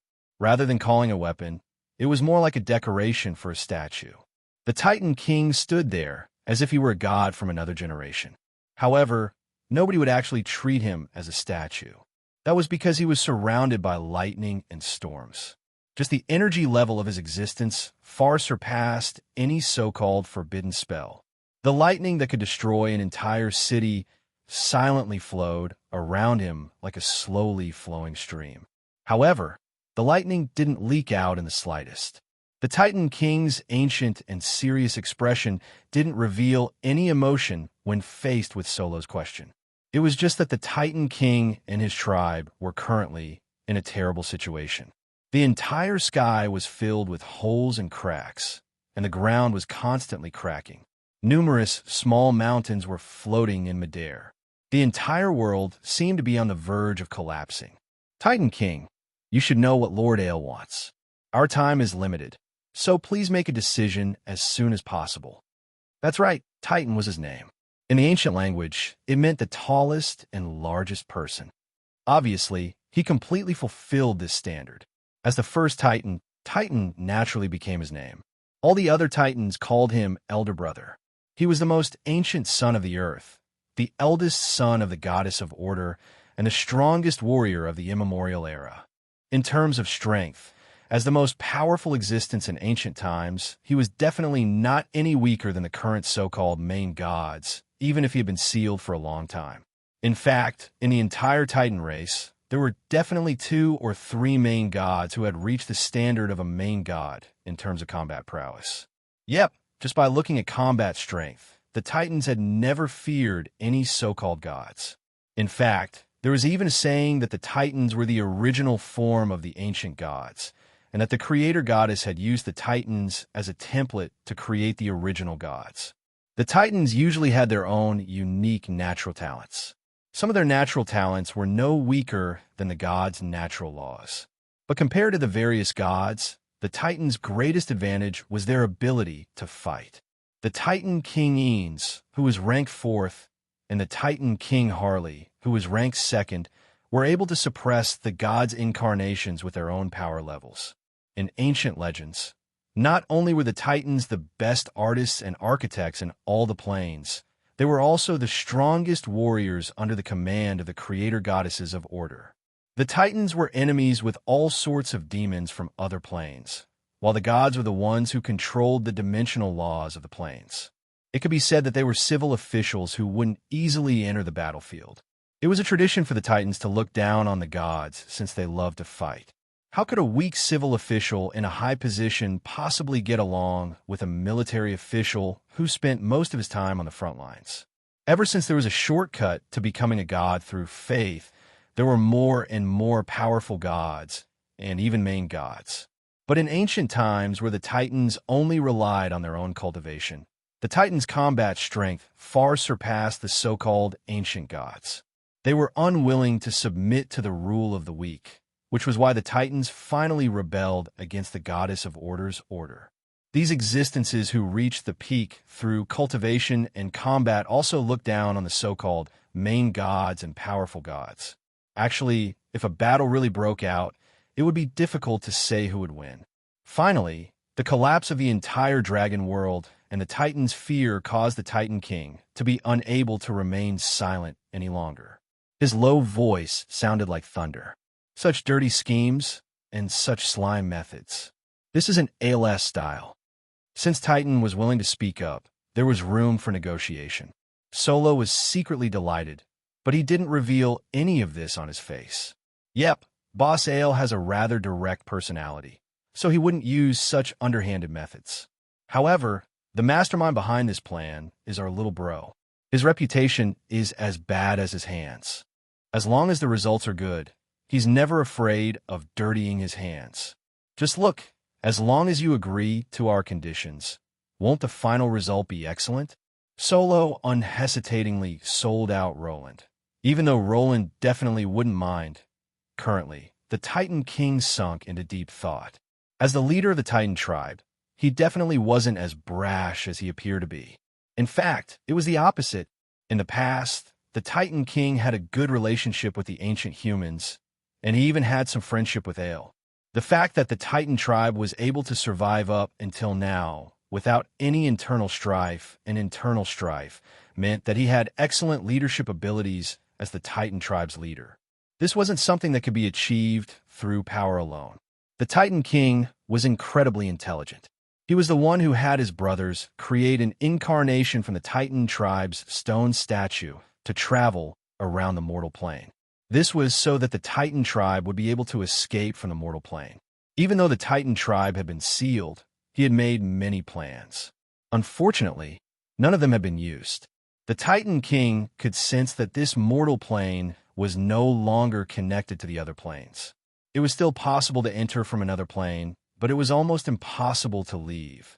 Also, the mortal plane was collapsing thousands of times faster than he had expected. There wasn't much time left. The Titan King knew that it would be impossible for the Titans to leave this mortal plane since they didn't have the coordinates to the other planes. Even if the strongest of the Titans were able to leave, it would be impossible for the giant's descendants to escape. Although the entire dragon world was collapsing, the Titan King and his tribe were protected by the Titans. The land around them didn't seem to be shaken at all. However, everyone knew that once the entire world was destroyed, even if they were able to survive and maintain a simple ecosystem, they would have to use up all their resources and supplies in the endless void. Everyone knew that the Titans had no path of retreat. That was why a devil messenger came to take advantage of the situation, and he even brought an offer that the Titans couldn't refuse. Little Lizard, what's your decision? The negotiations between the three sides reached an impasse. The Titan King looked towards the other side, who was also in the same situation. Not long ago, the two sides had been mortal enemies.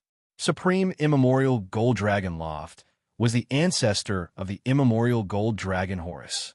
He was also one of the most ancient existences in Dragon World. However, even though he was large enough to cover an entire city, he was only the size of a palm in front of the original Titan King. The Titans had always looked down on dragons. Even the giants, one of their species, dared to challenge the dragons. How could a pure Titan King possibly respect the dragons? You want to be respected? Sure. Show me your true power and invite all the older dragons who had experienced the ancient god wars to come out. Perhaps Supreme Immemorial Gold Dragon Loft was the oldest, and the strongest existence among the dragons. However, compared to the most ancient Titan King, Loft would probably be killed by 1 or 2 slaps. Venerated God of Artists, I represent Dragon City and agree to all of your conditions. The old dragon pretended that he didn't hear the Titan King's words at all. He turned around and nodded directly at Solo, which meant that he agreed to the contract. Since one of the three sides agreed to the contract first, the other side would naturally be forced into a passive position. That's great. The Dragon Clan is indeed the most sensible and intelligent clan. The handsome Solo smiled brightly as he praised the Titan King. Judging from the results, he had already completed half of his mission. It's just as that guy said. As long as there's a threat to their lives, dragons will have no morals at all. That's what the little guy thinks. The one-eyed Titan King laughed strangely. His diamond-like, I seem to see through everything. He was the ancestor of the one-eyed giants, Argus the Mind Reader. He was able to read even the thoughts of a god's incarnation. This was more than enough to prove how powerful and unreasonable the Titan King's natural talents were. Argus was currently laughing strangely as he said this, but then he frowned because he read what Solo had added in his own mind. So what if you've seen through everything? Refuse if you dare. It must be fun to watch all of you starve to death in the void, big idiot. You actually dare to laugh at us? Argus' angry roar was stopped by the Titan King. Such anger was meaningless. The Titan King had long since seen through everything. Right now, it wasn't the Ale faction that needed help, but the Titan King. The Titan King and the Titan King had completely different conditions. How could they negotiate? This wasn't a negotiation from the very start. This was a negotiation to give the Titan King a way out of this embarrassing situation, forcing the Titan King to obey the Titan King's arrangements. The Titan Kings had never been good-tempered, but they weren't idiots either. Currently, the Titan Kings were releasing all sorts of pressure that made Solo's incarnation, who only had semi-god combat power, feel quite uncomfortable. Solo had a bitter expression on his face, as if he couldn't bear the Titan King's pressure. He had given the Titan Kings enough face, but deep down, he admired his daring companion even more. Solo had even dared to threaten and extort the powerful Titan Kings. So what if you're undefeatable in the world? Since you've lost the initiative and allowed me to make all sorts of arrangements, won't they just obediently become my chess pieces? Roland's words were still echoing in Solo's ears. It was evident that the one-eyed Titan King also heard Roland's words. However, he knew that saying such words would only make his own Titan King even more embarrassed, so he could only vent his anger on the shaking ground. Argus viciously pounded the ground. He even tried to uproot the surrounding mountains and cause an earthquake, just like in the past. However, he only managed to pound a few times before his own Titan King stopped him. This revealed to the Titan Kings that the Titan King's territory was unstable, and that the Titan Kings wouldn't be able to last for much longer. Using an appropriate amount of forcefulness would also make it easier for the Titan Kings to negotiate. Although the Titan Kings' expressions became quite grim, they at least knew to throw away their pride and save some precious time. Even if we're facing destruction, we won't submit to the weak. We hope to obtain the Titan King's recognition. At the very least, we need him to defeat his enemies by himself and prove that he has the ability to become the ruler of the Chaos Dimension. The Titan King's voice was quite deep, but it was powerful. This was his bottom line. If Ael and Roland couldn't prove that they had the ability to fight against the Order faction and the Chaos faction, then he definitely wouldn't join this doomed ship. That's reasonable. This was also what Ael had expected. Solo nodded and reached out with his hand, gathering the light of a contract. As long as Roland obtains victory in this battle and successfully creates the Hell of Hades, the Titan King shall become the guardian gods of the Land of Spring and Heaven of Hades, protecting all life in these two lands. That's right, this was the job that Roland had arranged for the Titans. They would be the guardian gods of the Land of Spring, which would allow all life to flourish. They would also be the guardian gods of the Heaven of Hades, which would allow some gods and kind-hearted people to live in. Just the Hell of Hades alone would be impossible to create an independent world of its own. According to the God of Law's teachings, the wicked would go to hell to atone for their sins, while the kind-hearted would naturally go to heaven to enjoy their blessings. Only hell and purgatory would be unable to create a complete cycle. In order to replace the cycle of reincarnation, I'll naturally need a complete cycle of reincarnation. The dragon world of Hades was about to be completely separated from the other planes. Any living that entered the land of the dead would never be able to return alive. That was why Roland had created a temporary mortal world, the Land of Spring. This would give the living a place to live and give souls that had atoned for their sins the possibility of entering the cycle of reincarnation again. As for the Heaven of Hades, it would probably only be enough for a few Ael gods who weren't on duty to enter. It would probably take a long time before the Heaven of Hades would be truly useful. However, that wouldn't stop Roland from adding it to his contract with the Titan Kings. Yep, this is what you call taking advantage of me. Since you've boarded my ship, you'll naturally have to work for me. What? You're saying that you didn't voluntarily board my ship? Fine, get off the ship now. The endless void is waiting for you. From a certain standpoint, Roland is truly going overboard. All right then. Roland was furious to the point of being unable to vent his anger. The pitiful one-eyed giant began pounding the ground with his head. Since then, he firmly remembered the name Roland in his mind. The contract with the dragons was about the same as Roland's contract, but it was actually even harsher than the contract with the Titan Kings. But when considering the difference in power between the Titans and the Titan Kings, as well as the fact that Roland wasn't involved, it was likely that the Titan Kings would start eating dragon meat right now. The dragons could only smile and agree to this unfair contract before gritting their teeth and swallowing it down. Solo had just heaved a sigh of relief after completing his mission when he saw a meteor suddenly descending from the sky. His heart tightened. Although the allied gods had arrived, this also meant that Roland had completely fallen out with the Order faction. Not only that, it also meant that Roland's plan had entered its most critical juncture. Success or failure would be decided here. It's time. Chapter 450. Weak gods, middle gods, powerful gods, and main gods. No one knew who came up with the concept of low gods, middle gods, high gods, and main gods. However, This was far too distant a concept for the mortals in the mortal plane. The mortals called gold rank master, as they viewed it as their life's goal. The next level would be legend. As for the higher levels, the mortals took it for granted. For some ancient species, legend was only the starting point. Saint-ranked existences would probably be at the very beginning of the mortal plane. Sage-ranked existences would be at the level of true transformation and difficulty, and semi-god existences would be limitless. The titans ranked at the very top would only be semi-gods in terms of power levels. However, even main gods wouldn't dare to fight against them alone. Similar to the titans were the existences that had existed since the beginning of time. Those ancient existences would either find a random dimension to live in seclusion in, or they would simply go into hibernation. This was one of the reasons why there were so many forbidden areas in the mortal plane and other dimensions.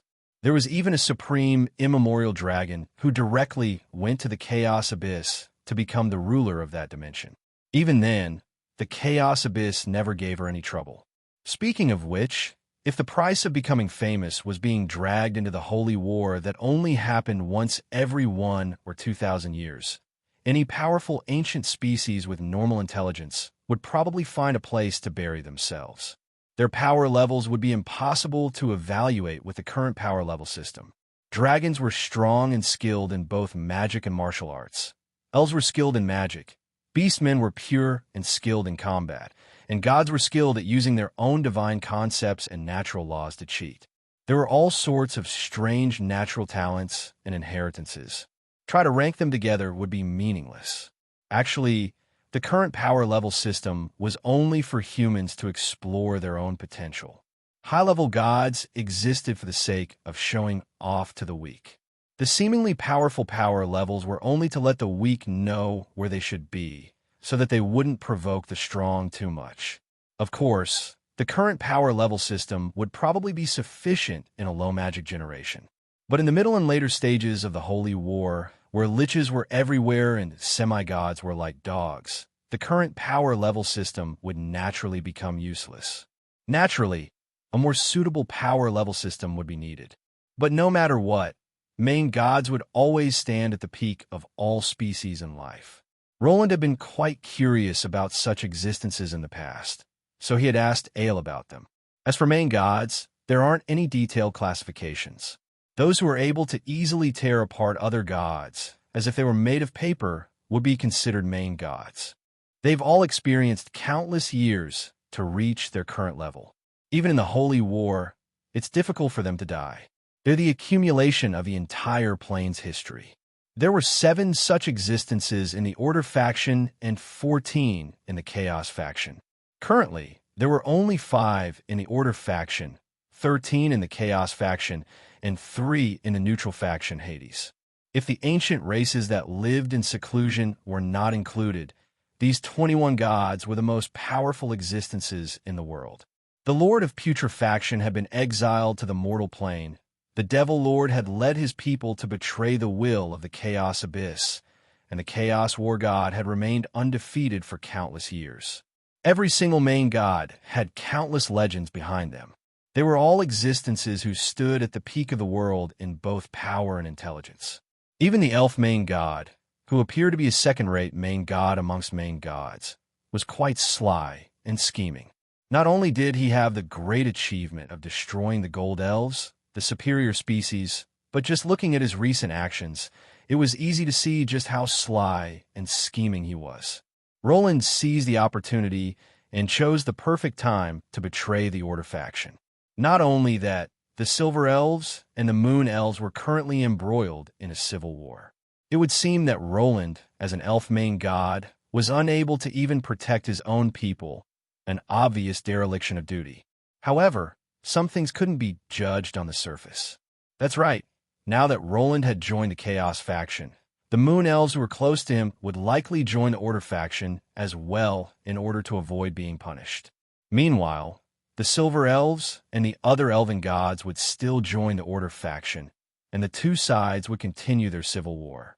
For the time being, other species wouldn't have any reason to interfere, nor would there be any need to interfere. Yep, this was the typical style of the elves. They would go where the wind blows and bet on both sides. No matter who won or lost, at least some elves would be able to survive this holy war. Of course, the prerequisite was that there wouldn't be a ridiculous ending where the entire world would end. From a certain standpoint, Roland had no choice. The holy war was imminent. Unlike the last holy war, where the elves were the rulers, the humans were the rulers this time. Even if there was no need to think too much about it, sending allies onto the battlefield to defend important areas where they could be sacrificed and acting as vanguards, cannon fodder, was a shared tradition between the elves and humans. Plus, it was obvious that the Order faction was at a disadvantage in this war, so it wouldn't be easy for them to sacrifice their allies. And the Elf Civil War wasn't an act at all. Any act would be impossible to fool any high-level existence. The elves truly viewed each other as mortal enemies, and no matter who won or lost the Civil War, the elves would definitely be greatly weakened. From the very start, Roland had chosen to sacrifice more than half of his people in order to survive this holy war. Not only could one see how ruthless and decisive the elf main god was, it was also more evidence that he didn't have a high opinion of the situation in this holy war. Apart from a certain main god, there were basically no main gods who were alone, and that certain main god who seemed to be alone had now revealed his claws and fangs. Ale is special. Yep, that certain main god was Ale. Ale was the most special main god of all. Not only did he not have a specific job, he didn't have any followers, nor did he have anyone to protect him. All right then, we all knew that this was just a facade, but in the eyes of everyone else, Ale was always a loner who traveled the world. In legends, Ale would often appear as a black-robed death god who brought death with him. Of course, Ale usually wasn't a good character either. And the most special part about Ale was that he didn't need to participate in the Holy War. That's right, Ale didn't need to participate in the Holy War, but the other Order main gods were destined to be involved. Ale would always be able to coldly watch as the newly born gods fought each other's brains out, and then smoothly become one of the victors. This was obviously something that the other newly born gods couldn't understand. But if you asked about AL's responsibilities, it was understandable. Ale is the guardian of the cycle of reincarnation. He's an eternal neutral. Due to the fact that there were some people who would die by chance, Roland being one of them, Air, as the guardian of the River Styx, didn't intentionally hide his actions. Air's duties were an undisclosed secret among high-level existences. However, there was another piece of information that not many people knew. Ale is undefeatable. This wasn't some vague description like the strongest or the most powerful. Rather, it was a description that no existence would be able to directly face Ale. This was the reality for countless high-level existences. Ale was undefeatable by the River Styx. The reason? During the last Holy War, two newly born Order main gods, with elves and silver elves, believed that destroying the River Styx would cause the demons and devils to lose their newborns. Since they understood AL's responsibilities, they ignored their senior's advice. The end result was that they brought along several powerful elven gods and were all killed by the death god Scythe. From a certain standpoint, this unexpected, large-scale death of gods was also the main reason why the entire elven species and elven gods had such a hard time in the last Holy War. By the way, this was also one of the reasons why the elven kingdoms and elven gods hated the undead so much. Yep, this was the elven gods taking out their anger on the undead. Even now, they still didn't dare to take revenge on Ale. However, back at the River Styx, Ale had only used a single black rose to kill all these gods. He simply silently watched as the black rose in his hand bloomed. When the black petals fluttered in the wind, the River Styx was filled with the corpses of the gods. Although Ale was praised as undefeatable, because of this, his overly easy victory caused many to doubt him. That was because the power level he displayed was far too astonishing. If he had been willing to fight on the battlefield, no matter which side he chose to help, the Holy War would likely have ended instantly. It wasn't difficult to guess the secret behind AL's unreasonably powerful strength. Just by looking at AL's job history and his other combat records, It was obvious that Ael's ridiculously powerful strength was only limited to when he was protecting the river Styx.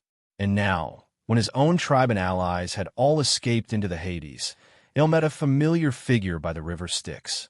The one walking at the very front was naturally a figure of pure light. This dazzling light formed a figure with unparalleled divine might. This was another incarnation of the god of holy light. It seemed that the publicly acknowledged, strongest main god, the god of holy light, was finally going to fight against the publicly acknowledged, undefeatable main god, Ael. However, Ael hadn't come by himself. His divine might was on the same level as Ael, which doubtlessly meant that even if Ael wasn't a main god, he would at least be a powerful god. Chapter 451. Historians like to use important events as bookmarks for their eras. When the spring of AD 1898 came, perhaps no one would have expected that the whole world would have a fundamental change. There were so many important events that happened that year, and their influence was so wide that it seemed that those scholars could write hundreds of research notes and earn money for hundreds of years. If one were to look back at history, the changes were quite obvious. AD 1896 was the year of the dragon. With Womian's ascension to godhood as the starting point, the Silent Ale faction entered a period of activity. The incarnations of the saints began to walk the earth. The schemers and messengers of conspiracies traveled the entire world, and Roland arrived on the surface. AD 1897, the year of the Griffin. The entire world descended into a period of impending storms. Thanks to Roland and the others' efforts, the Northlands countries that won the war to defend their territories successfully became independent. The Ottoman Empire, Bardi, Shiloh Empire, the Mist Alliance, the Underground, and other countries all reached a tacit agreement in secret. The Panarch faction, also known as the Hades faction, was formed. AD 1898, the year of the Vulture, was also the year in which the Holy War fully began. This was also the year in which many major events erupted. Although the dark clouds of war covered the sky, angels and demons from the Chaos faction forcefully descended upon the mortal plane. Estrada's sacrifice gave new explanations to holy light, and the elves' internal strife and the betrayal of their main gods caused the elves' future to be in a state of confusion. However, if one wanted to find the greatest bright spot among all these events, they would have to look at everything that happened by the river Styx. The direct result of this event was that the original generation of AD had been abandoned, and a new generation of FT had to be created from scratch.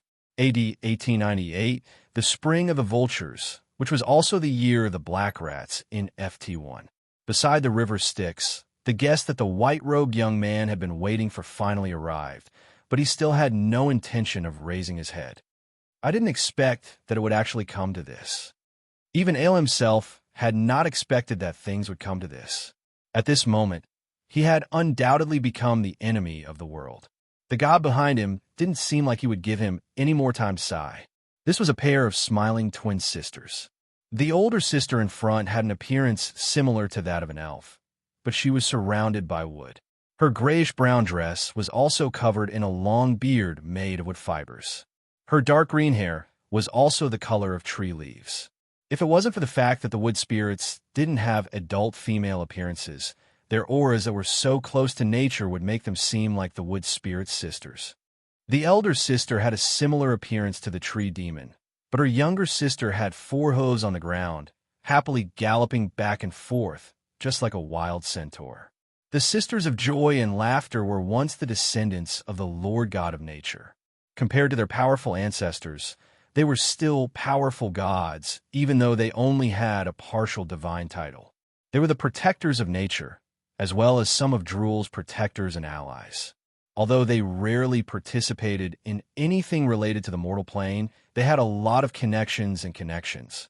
Although they weren't the guardian gods of the elves due to the existence of the elven gods, they were actually the true protectors of the forest. Many of the higher-ups in their church were wood elves. The other god was a dwarf with a red nose. His gray hair was covered in mud, and he carried a black smithing hammer on his back. The god of smithing and dwarves, Dendel. Although he was only a powerful god, As the leader of the dwarves, he had many allies and resources.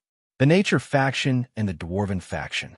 From a certain standpoint, these three gods also represented two factions of power in the Order faction, two factions that leaned towards peace and neutrality.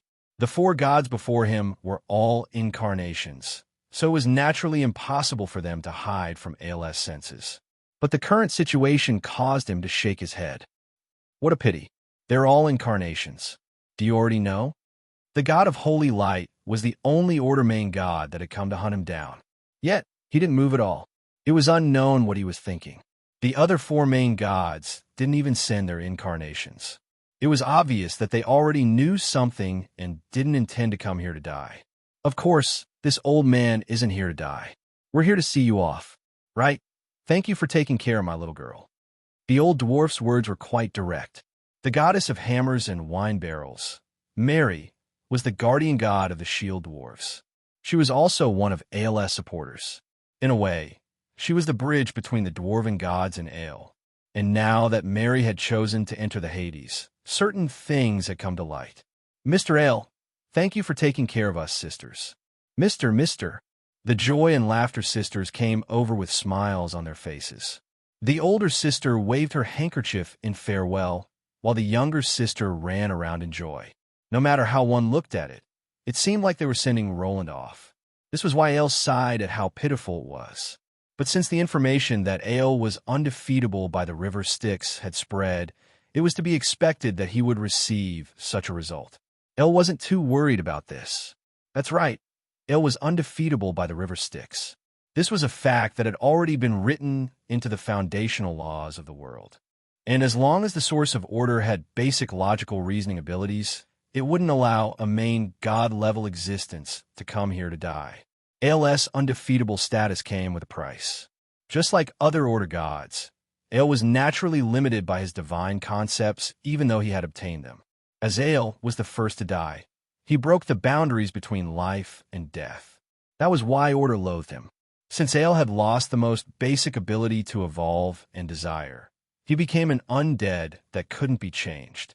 Naturally, Chaos didn't like him either.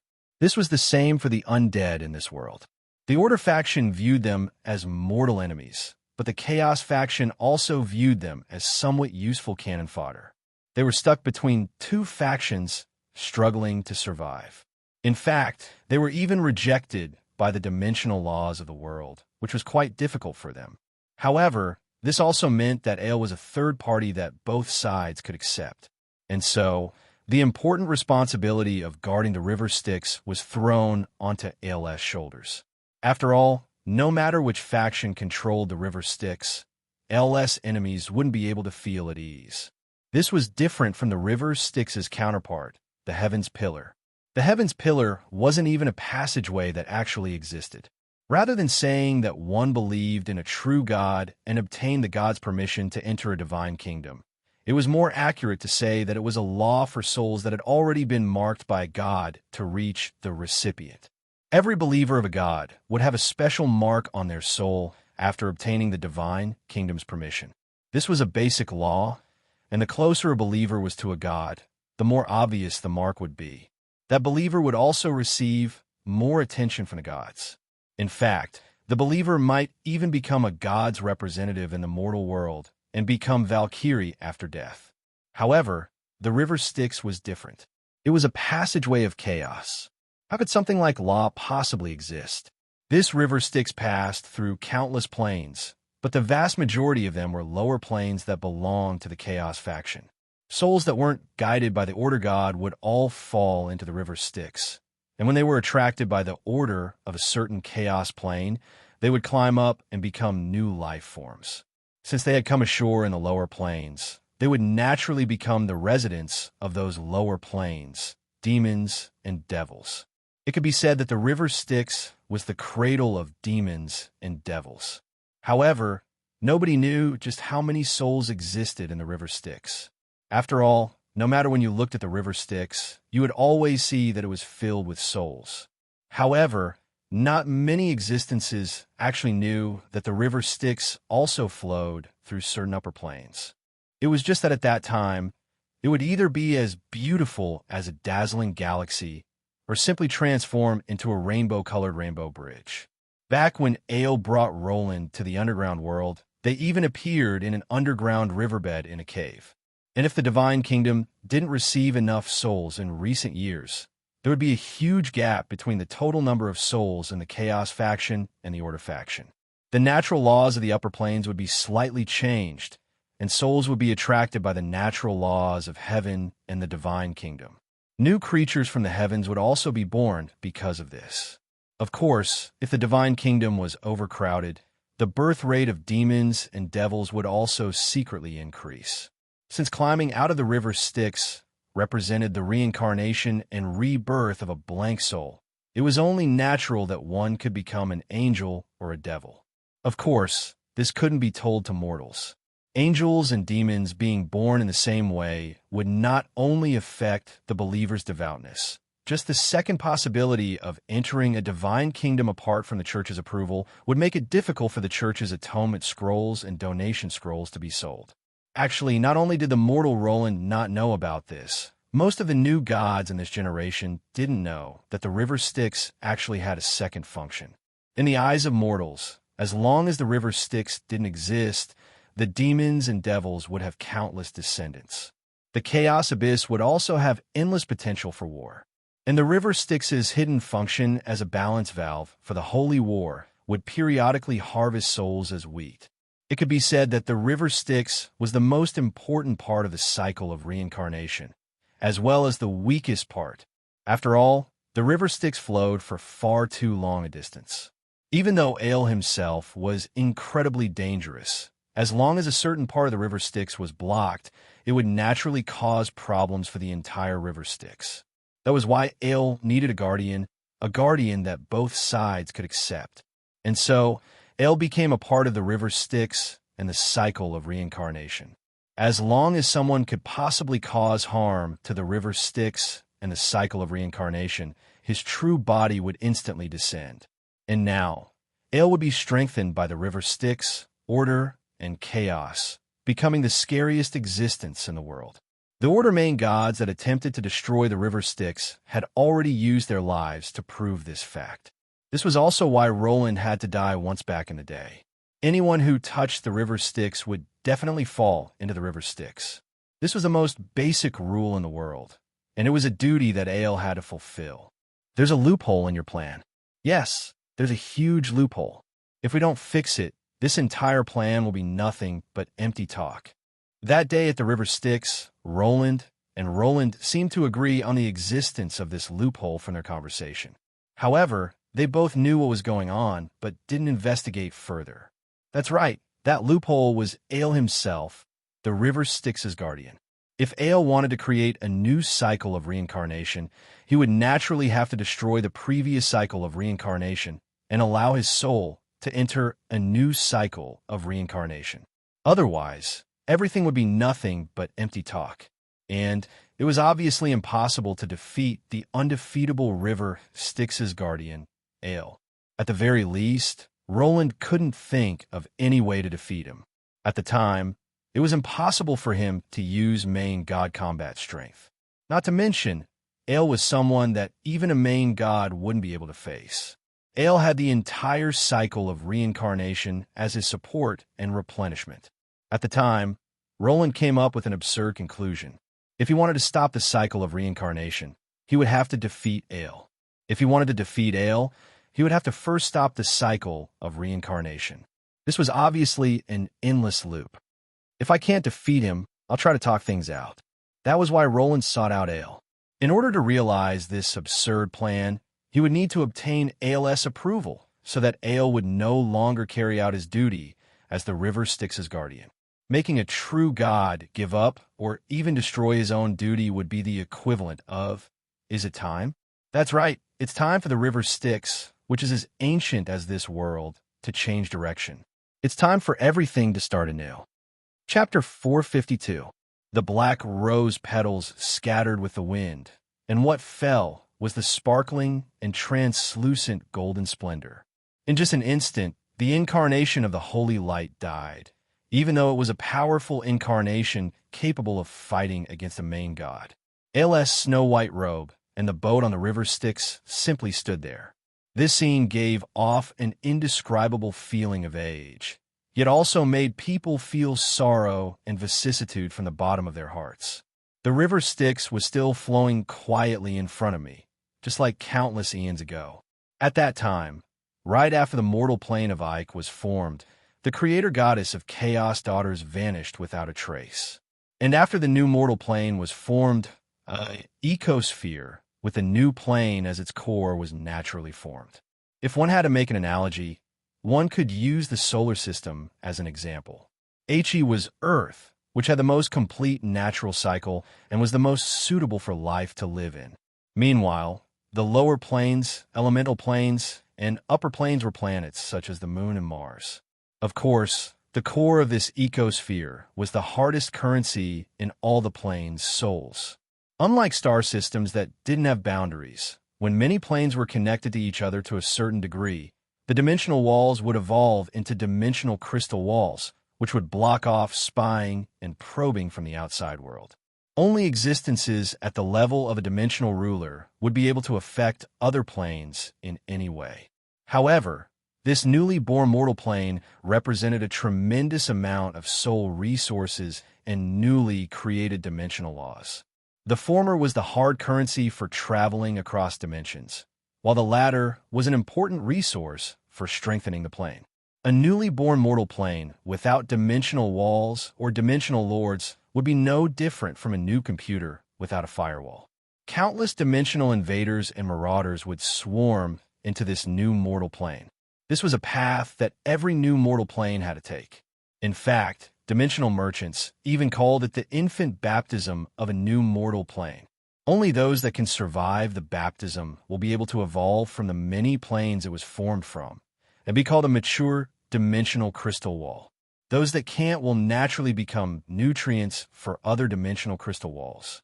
In the very beginning, HE's abundant dimensional resources and weak dimensional laws attracted countless invaders. But thanks to the two goddesses of order and the gold tribe's hard work, HE's mortal plane managed to survive its most difficult initial period. The invader's strength also caused countless gold species to perish. It wasn't without reason that the goddesses of order and chaos pursued a powerful and efficient society. It was an instinctive reaction when faced with a tremendous threat.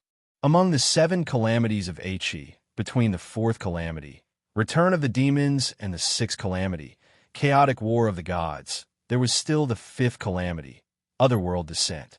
In reality, it was just some seeds left behind in the past that had been revived.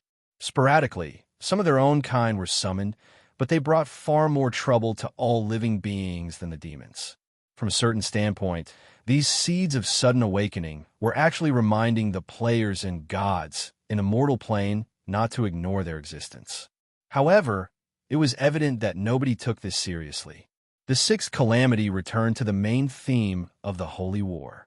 As a result, in the 7th calamity, the final calamity, they viciously made their presence known once again. But this time, it was the final ending. The 7th calamity, which was also the final calamity. The two goddesses of order and chaos have revived and reenacted ancient myths. The gods have directly started a war in the mortal plane.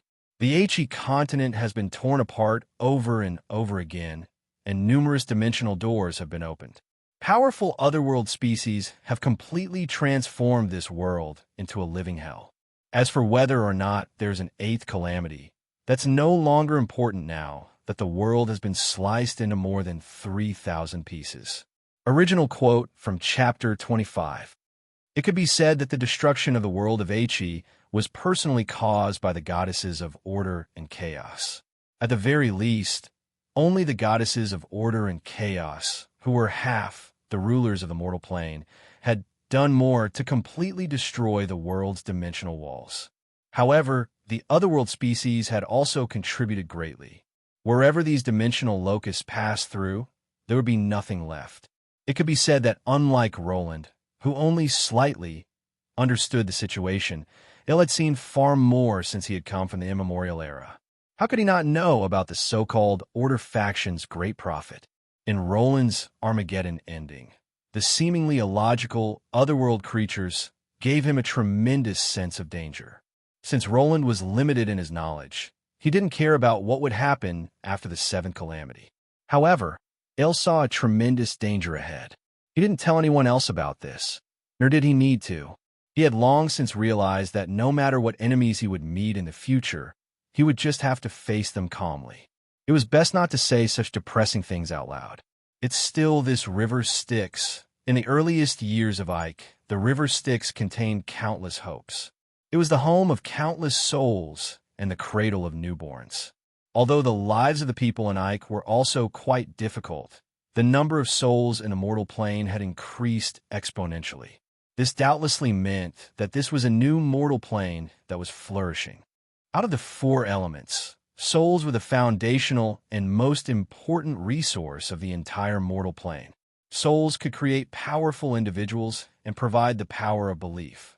A sufficient number of souls was also an indicator of whether a mortal plane was healthy or not. Only Ale knew that in recent years, the number of souls in this river Styx had been slowly decreasing. The entire mortal plane's protective crystal walls were constantly weakening, which meant that Roland's prophecy was likely to come true. The reason? Apart from the two-dimensional rulers who were about to awaken and whose appetites were only getting better and better as they furiously devoured soul shards, who else could it be? Ale was quite sentimental towards the two goddesses of order and chaos. But this time, he felt that they were wrong. Mortals aren't domesticated animals. Even if there are parents who gave birth to us, there's no reason for us to become their food. No, if they were truly respectable parents, why would they give such a cruel order? After all, there's no parent who doesn't love their own children. Roland's angry roar echoed in his ears. Ale played with the black rose in his hand as he stood in the river Styx. He couldn't help but recall the oath that Roland had sworn by the river Styx, a death oath that had been engraved into the deepest depths of his soul. I swear that I shall shoulder all my sins, reverse karma, change fate, and allow all living beings to safely survive this calamity. Finally, Ale raised his head. All right, Roland, I'll believe you just this once. I'm betting all my chips on you. Please don't disappoint me. The petals of the black rose began to scatter.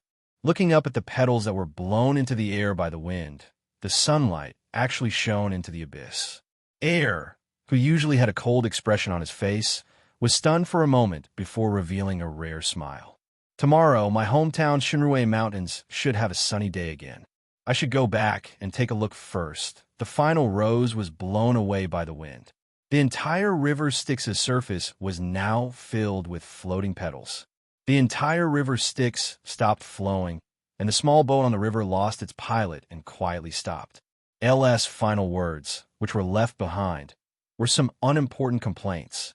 Perhaps he had been suppressing his dissatisfaction for a very long time. Mother Goddess, Sister Cynthia, perhaps we were all born because of you, but you don't have the right to have us die because of you. Perhaps the lives of mortals aren't important to you, but they're all doing their best to survive. That seemingly light weight of their souls is their everything. The river Styx didn't stop flowing for very long. When it started flowing again, the dwarves and the nature gods watched on as it mysteriously changed directions and entered an unknown void. Even though they already knew this was the expected result, the more ancient the existences were, the more astonished they felt as they watched the river Styx, which had remained unchanged for thousands of years, enter an unknown void. What shocked them even more was that the white-robed Grim Reaper on the small boat had turned into quicksand and was blown away by the wind. Then, the small boat that he left behind sailed into the pitch-black abyss. At this moment, all living beings stared in astonishment at the sky. Even though they didn't know what had happened, they instinctively felt sorrow and despair. The meteors falling from the sky actually covered half the sky. The gods are dead. The most ancient gods are dead. The death god who represents death itself is dead.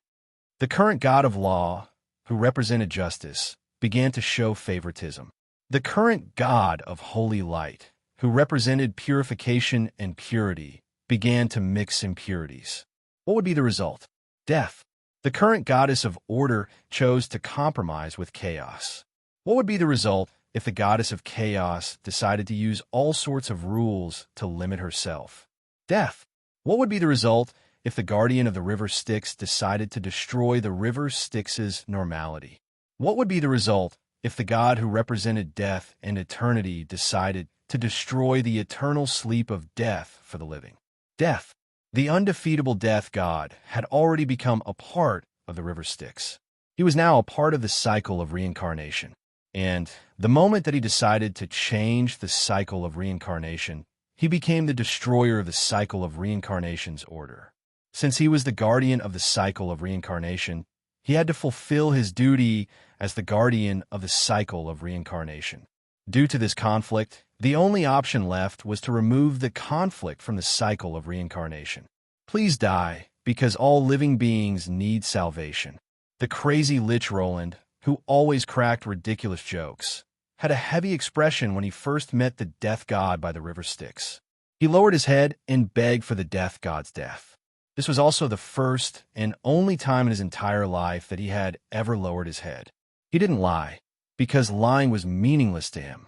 He didn't praise, because glory was meaningless to him. He didn't beg, because other people's attitudes were meaningless to him. He didn't hesitate, because this was the only way out. That's right, such a cruel reality, such a despicable request. Please die for the sake of all living beings. Please die for the sake of all living beings. For the world you love to have a glimmer of hope, please die. Formless evil intent transformed into the most despicable of words. Even Roland himself felt that he was being far too despicable and selfish by asking others to die so that he could survive. But if time could be reversed, he would still make the same choice. That was because he had no other choice. Back then, Elle didn't respond. Later on, Roland kept pushing Ale to choose death in order to make his plan more and more feasible. Perhaps Ale had already made his choice from the moment that he didn't immediately kill the Lich who spoke so arrogantly by the river Styx. It's time. The old cycle of reincarnation shall collapse. It's time. We've waited half our lives for this moment, the moment when a new cycle of reincarnation will be established. Ale's final exclamation was the same as Roland's angry roar on the battlefield. In the world of the Hades, the dimensional portal that suddenly opened up and the drop of River Styx's water into this world was the best explanation. Every drop of River Styx's water directly seeped into the land of the undead, transforming the soul world's illusion into reality. However, the River Styx's water was highly toxic to all other life forms, yet it was the nutrition that the undead desperately needed. The undead crawled out of the River Styx. The newly born undead country received the nourishment of the river Styx and became a part of the cycle of reincarnation. It became more and more alive as it truly walked towards reality. Currently, Roland was in a terrible situation. When the undead army before him displayed their undying bodies, all hostile gazes were directed at him. Everyone knew that no matter how ridiculous a soul world's characteristics were, the death of the soul world's user would naturally cause the entire soul world to vanish. And no matter how powerful the Hades before them was, it was still Roland's soul world. The devil lord that represented lies was blocked by Holy Light's incarnation. Amidst the chaos war god unhesitatingly charged towards Roland after he swore to kill Roland. The battle below was still as fierce as ever. The entire battlefield was torn apart by Roland's charge. The Chaos War God's heavy sword was already quite close to Roland. However, Roland didn't even look at the incoming threat. He simply quietly looked at the white ice crystal floating before him. The white ice crystal was glowing with a black light. This wasn't a beautiful gem, but it mysteriously attracted everyone's attention. This ice crystal had just arrived together with the river Styx's water. This ice crystal was the final foundation that the Hades of Hades lacked. Roland opened the book in his hand. Two other ice crystals stuck between the pages of the book floated up as well. The blue ice crystal was still emanating traces of coldness. For the sake of your husband's revival, Alos, you must die. Roland muttered this as he returned to the day he made his decision. I've really gone too far. Back then, I had forced Alos to the brink of death in such a manner. I could only smile wryly as I lightly touched the ice crystal that had been dyed blue by Roland's soul. Compared to Alos, who had sacrificed everything for the sake of love, I seemed far too despicable. I was currently holding the blue god equipment bottle that had been filled together with the river Styx's water.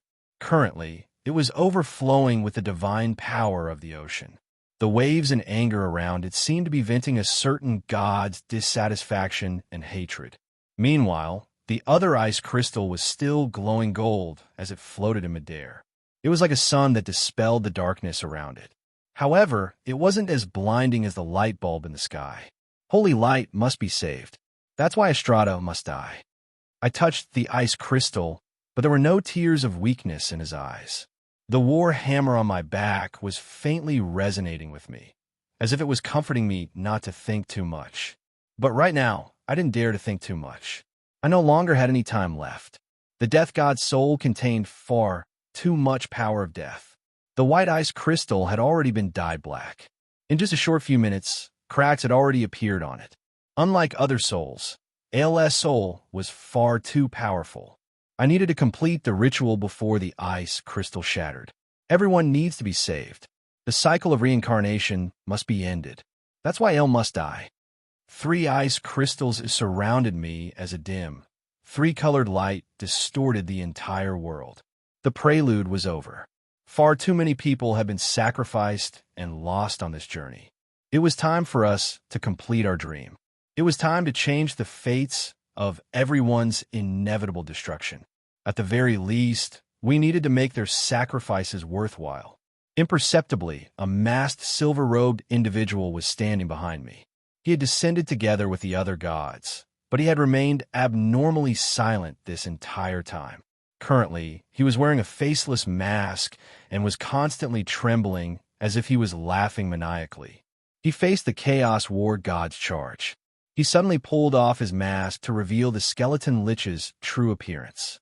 The moment he ascended to godhood was the skeleton Lich's true appearance for eternity. All illusions became reality at this moment. The last piece of blank ice crystal appeared in front of him. My voice resonated with his, and our faces became the same. All sinners shall be judged. All God's laws shall become the norm of this world. That's why Womian's Roland must die. Chapter 453. We don't accept order. The meteors didn't just bring reinforcements. They also destroyed the order of the cycle of reincarnation and caused a large number of gods to defect. This doubtlessly offended the source of order. The source of order wouldn't possibly let these traitors off so easily. Otherwise, the order it emphasized would lose its most basic dignity. We deny chaos. The distorted void brought with it an envoy of despair. This was an avenger from the chaos abyss. The will of the chaos abyss's angry roar caused the entire bottomless chaos abyss to tremble.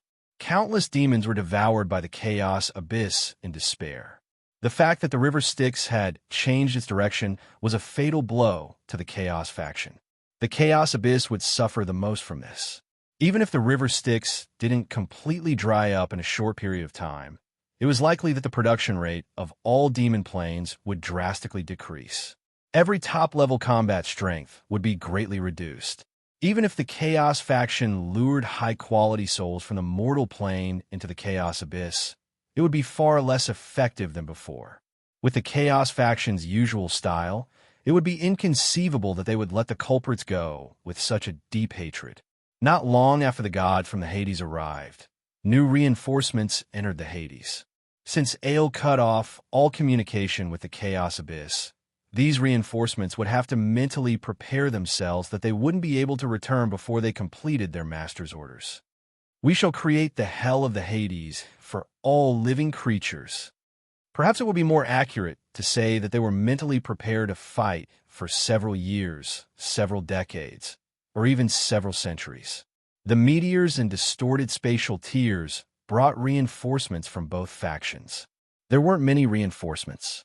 After all, for the Hades, small fries were meaningless. That was why even though there weren't many reinforcements, every single one of them was a famous major character. The white-robed old man had a long white beard that reached the ground. His smiling eyes seemed quite friendly. Rather than calling him a mage, it would be more accurate to call him a neighbor's old man. Calamandas was a main god. His divine concepts included wisdom, books, courage, dawn, statues, crafts, and so on. He was an incredibly ancient god of personality, ancient to the point that very few people knew how he became a god. It was said that he was the sole survivor of a certain ancient civilization. If the source of order still had so-called emotions, it would probably be infuriated right now. I never expected that it would send a main god after me, not to mention that it was the god of wisdom, Calamandas. He was one of the few gods that mages would worship. Although his faith wasn't necessarily that pious, and most of it was so that he wouldn't fall into the river Styx after his death, the fact that he was recognized by mages and mages meant that he was wise and open-minded. I hadn't expected that he would be the pursuer. No, I should say that I hadn't expected that the Order faction would send out a main god. After all, there were only 5 main gods left in the Chaos faction, and of the main gods of Order. If I sent a gods, and faction sent out the gods. Gods, how, and how. If they were to calculate the gains and losses according to normal and mechanical logic, the Order faction should be gritting their teeth and swallowing their pride. But soon, I understood everything as I watched the 2 demon lords directly greet Calamandas as they walked out of the distorted void. We actually forced the Chaos Abyss to communicate with the source of order. It would seem that we've done a good job. It was obvious that the source of order would be able to accept having 2 reinforcements and 1 reinforcement from a Chaos faction. But forcing the Chaos Abyss, forcing Cynthia to voluntarily take a loss, it would seem that she was truly infuriated this time. I didn't know how well Ale had completed his mission, or whether he had successfully changed the direction of all the river Styx's water. The possibility was quite low. But just changing a portion of the river Styx's water was enough to shatter Cynthia's beautiful dream of being revived in this holy war. It was only natural that she would be furious. These 2 reinforcements from the Chaos Abyss both had the stench of sulfur on them. It was evident that they were residents of the lower planes. Just by comparing their information, I was able to determine their identities. Carr was a gigantic piece of rotting flesh. His disgusting green fur and smell reminded me of a fermented garbage dump. His surroundings had the strange smell of rotting food and corpses. Even though he was clearly a demon lord, it was impossible to see his face and limbs. In fact, it was impossible to even see his eyes. Carr, the Turbid Nightmare. He's a demon without a noble title. He's the closest demon lord to an undead creature. He was originally a product of a common bloody battle between demons. He was a combination of some half-dead demons and corpses, yet he survived. Nobody knows how he became a top-level demon, just like how nobody knows how to kill him. In fact, nobody even knows if he can speak or if he's truly alive. Of course, I had heard of this name before. This demon lord completely fit the definition of an evolved chaos demon. However, the will of the Chaos Abyss hated this demon lord to the point that he didn't even have a noble title. In fact, even his name came from the sound of his stomach churning. Unlike Carr, who made me feel uncomfortable just looking at him, the other demon lord was much more pleasing to the eye. Carr was only in the form of an ordinary demon. He had 2 wings, 2 horns, and a dark gray body that was quite fit. He had hands and feet, and he carried a great sword on his back. He appeared quite ordinary. I couldn't recall his name for a moment, but fortunately, I had little TIAs who was an expert in the lower planes. Sophocles the Deceiver. He's the most unfathomable demon lord. He loves to tempt mortal warriors and powerful individuals to fall into depravity. He's the best at arranging people's fates and tragedies. I've always felt that he's more suitable for the title of King of Lies than I am. All right then, this made sense. In terms of damage and hatred towards the mortal plane, this demon main god who was skilled in art and opera was definitely in the top 3. Sophocles' most famous deed was that he had once created his own evil cult in the mortal plane and successfully made his incarnation a true god. This demon lord actually succeeded in becoming a true god and even allied with many true gods. This was a huge humiliation for the Order gods. Sophocles and his believers were still the public enemies of all the true gods' churches. However, considering that demons were unlikely to be able to strengthen themselves with faith, Sophocles could only be happy that he did such a thing. Spending so much effort to please me, should I say that it was to be expected of a chaos demon lord? I never expected that such a dangerous existence would have such an ordinary appearance. But when considering Sophocles' abilities to deceive true gods, perhaps such an appearance would be more suitable for him to perform. Currently, there were now 5 chaos main gods on the battlefield of the Hades. Considering the fact that the chaos main gods were generally arrogant and unbridled, coupled with their selfish temperament of not willing to take risks without any benefits, sending 5 chaos main gods at once wasn't just Cynthia's full effort. She would also have to pay an additional price. In that case, the scale of the holy war in He's main battlefield will be much smaller. That's really good news. No, I can't be happy so soon. It's not yet time for the chaos main gods to appear. For ordinary humans, those low-level demons are already the scariest nightmare. And right now, even though I was facing the inevitable backlash from the Order and chaos main gods, even though I was facing 2 Order main gods and 5 chaos main gods, I didn't panic or feel nervous at all. Instead, I felt joy and excitement from the bottom of my heart.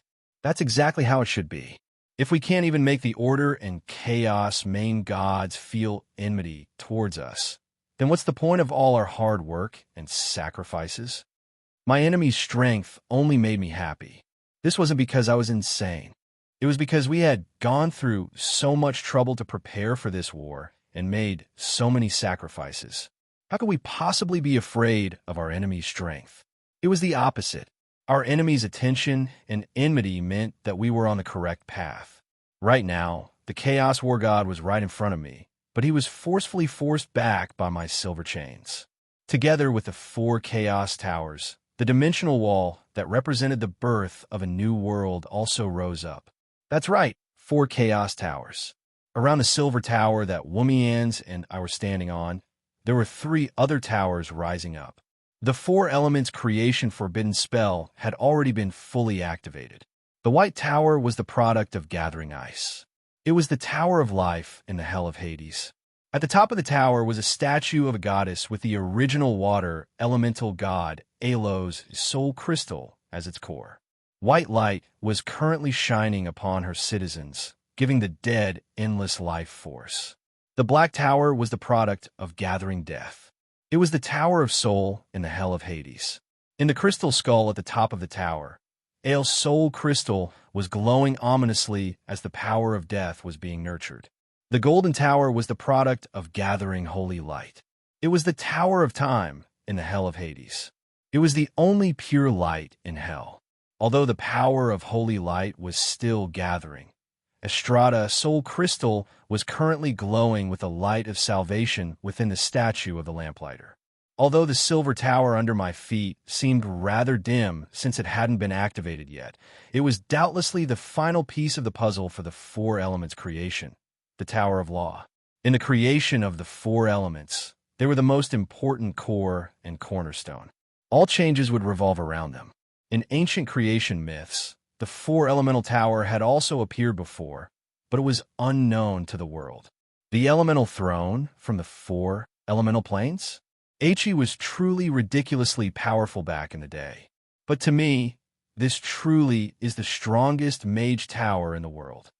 That's right, the 4 elemental thrones that gave birth to the elemental gods weren't natural creations. They were products left behind by He after he created the world. They were a part of the 4 elements creation, and they were also the controllers of balance between He's plane and the 4 elemental planes. The relationship between the elemental gods, who were capable of controlling the power of the entire elemental plane, and the elemental thrones was similar to that between mages and mage towers. And right now, the 4 elemental towers were the natural mage towers that could give me endless power. With their help, how could I possibly fear any opponent? Chapter 454. In the first year of FT, Dawn Era, the eternal holy war between order and chaos met with a new challenge. When the river Styx's reincarnation water flowed into an unknown territory, the entire world's cycle of reincarnation was broken. This wasn't an adjective used to describe the destruction of the old order. Instead, it was a literal meaning. The flow of the river Styx was the binding of souls. And when that binding was broken, countless souls obtained freedom. Those who died in battle from the first year of the Dawn Era to the 4th year of FT were the lucky ones. The old cycle of reincarnation was broken, and the new cycle of reincarnation hadn't matured yet. They broke free of the river Styx's binding, and many souls directly reincarnated, skipping the so-called mystery of being in the womb. The lucky ones who successfully reincarnated with their memories and the experience of 2 lives stood at the peak of all other lives. But those who died in battle in those years were the unluckiest. Although the river Styx was the binding of souls, it was also a protective mechanism for weak souls who had lost their physical bodies and lives. Without the protection of the river Styx, even the strongest and luckiest souls would be able to successfully reincarnate. Although it was impossible to calculate the survival rate, when considering the tremendous number of people who died in battle, the later generations would calculate the success rate of reincarnation to be less than 1%. In the end, the lucky ones who successfully reincarnated would have too much contact with other memory fragments in the cycle of reincarnation. They would also have to face the splitting of their souls and multiple personalities caused by their mixed memories. In the end, only less than 1 out of 10 heaven-blessed individuals would be able to obtain their true self. And since there was a bug in the system, there would be those lucky or unlucky beneficiaries of the bug. Naturally, there would also be cheaters who would take advantage of the bug. The fastest and most ruthless were the Ale faction, or perhaps it should be called the Hades faction now. After all, they were the ones who actively created this bug. With Roland's usual style, how could he possibly miss such a good opportunity? Everything had been planned from the very beginning. Along with the fall of the Divine Kingdom, the Valkyrie Palace and God's Envoys, these powerful souls of heroes also had to make a choice. After all, the Valkyrie Palace itself was a product of the Order faction's origin of order. Without the Order faction's support, it would be even more difficult for ordinary gods to support Valkyrie. They have 2 choices. One is to perish together with the Divine Kingdom in the underworld and become a member of the underworld as the dead. However, it's easy to enter, but difficult to leave. The other choice is to take advantage of the fact that the hole in the cycle of reincarnation has yet to be mended and reincarnate. Yes, this was the loophole that Roland and the others exploited. This loophole that Roland and the special form of undead. From a soul, Valkyrie could choose to reincarnate. Unlike those who reincarnated naturally, who had an extremely low probability of retaining the memories of 2 lives, the souls of heroes weren't so fragile. The Valkyrie body created for heroic souls would also allow them to maintain the integrity of their souls in the cycle of reincarnation. The success rate of their reincarnation was 100%, and these newborns who were destined to grow up in the Holy War would possess the experiences, memories, and techniques of heroes, as well as a complete physical body with the ability to evolve. As long as they didn't die on the path of growth, they were destined to go even further in their previous lives. Of course, entering the cycle of reincarnation would mean starting all over again. The conflict between the new personality and the original personality would be unavoidable. Before they awakened to become heroes, they still had a long way to go. But after these seeds of heroes were scattered all over the world, they were destined to sprout and grow in the Holy War. Perhaps this can make up for the lack of players of the lack of backup combat strength in the mortal plane. You see, for mortals who are suffering, perhaps your neighbor is a famous emperor in history, or a great dragon slayer who vanquished demons. Since these heroes have become mortals once again, they will naturally fight for the mortals' future. A single hero can protect an entire town, turn the tide of a battle, and can even lead a team. They're far more useful than Valkyrie, who can only act as a hired thug and whose strength has stagnated. Roland used such words to convince the gods of the Hades to give his Valkyrie and god envoys the right to choose, allowing these seeds of heroes, who would later be known as the heavenly bestowers, to enter the cycle of reincarnation. And when the other true gods understood what the gods of the Hades were doing and began to follow suit, the new cycle of reincarnation had already begun to mend its loopholes. Not many followed the previous cycle of reincarnation. This casual action of the gods of the Hades was destined to have far-reaching effects. After all, compared to the player heroes in the game's history that needed to grow, these existences that had already been proven to have great achievements in history had the ability to start all over again. No matter if it was in terms of willpower or personal ability, these existences were far more skilled at cheating than the players who reincarnated to play games. For example, if someone like Lone 2 were to enter the cycle of reincarnation again, perhaps in just a few decades, the dragons would be in deep trouble. A single hero would represent an entire generation. When the generations that followed had countless heroes, it would seem that some things were destined to change. More than 10 divine kingdoms fell into the plane of Hades, but not all of them entered the plane of Hades. Instead, they wandered around the plane. After all, the plane of Hades was a country of the dead. How could there be a place for the living? When that plane fully matured, existences that weren't powerful enough to break free from the dimensional laws of the plane would also become the dead. This included gods that were below the level of main gods. If these gods left their divine kingdoms in the hell of Hades, the corrosive dimensional laws of death would transform them into a part of the plane of Hades. The gods of the kingdom of the dead can only be gods that are already dead. Of course, there were those who avoided the impending change of life and death, and there were also those who chose to accept the change and become the gods of Hades. The god of fate's divine kingdom had already seeped into the earth. As one of the top-ranked gods of Hades, he had already chosen to become a member and the backbone of the Hades. The god of dwarves Mary's divine kingdom was also docked in this territory. She also had to fulfill her promise with Ale and become the protector of the Hades. The other 3 gods who had made the same choice as them were also about to take their jobs as promised. But even those who didn't bring their divine kingdoms to the Hades would become members of the entire Hades pantheon. However, their belonging would not be limited to the hell of Hades. At the top of the hell of Hades, the gods' divine kingdoms were merging together. A paradise was taking shape in the void. This new divine kingdom would be built according to the paradise for the sinners of the divine law. These gods would also become the embryonic form of the heaven of Hades. Between the newly formed heaven and hell was more than just the void. With a part of the Ghost Wind Plains as the core, the original Titans and supreme immemorial dragons were busy working. Since they were able to survive across dimensions, they were naturally the strongest existences in the world. But right now, they were nothing more than hardworking construction workers. Some of them were busy marking the shattered earth with new dimensional markings so that it would be easier for them to migrate. Some were helping to reassemble the shattered pieces of the new world.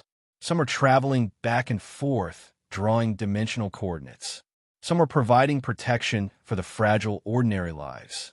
For the future of themselves and their people, they were incredibly busy. And when the gods of heaven stabilized, they would also provide them with helpers. In Roland's blueprint, the Hell of Hades was a 3-level design. The topmost heaven of Hades would become the residence of the gods and the sinners. The middle land of spring would become a world for mortals and animals. The titans and dragons would become its guardians. And the bottom would naturally be the most important part, the Hell of Hades.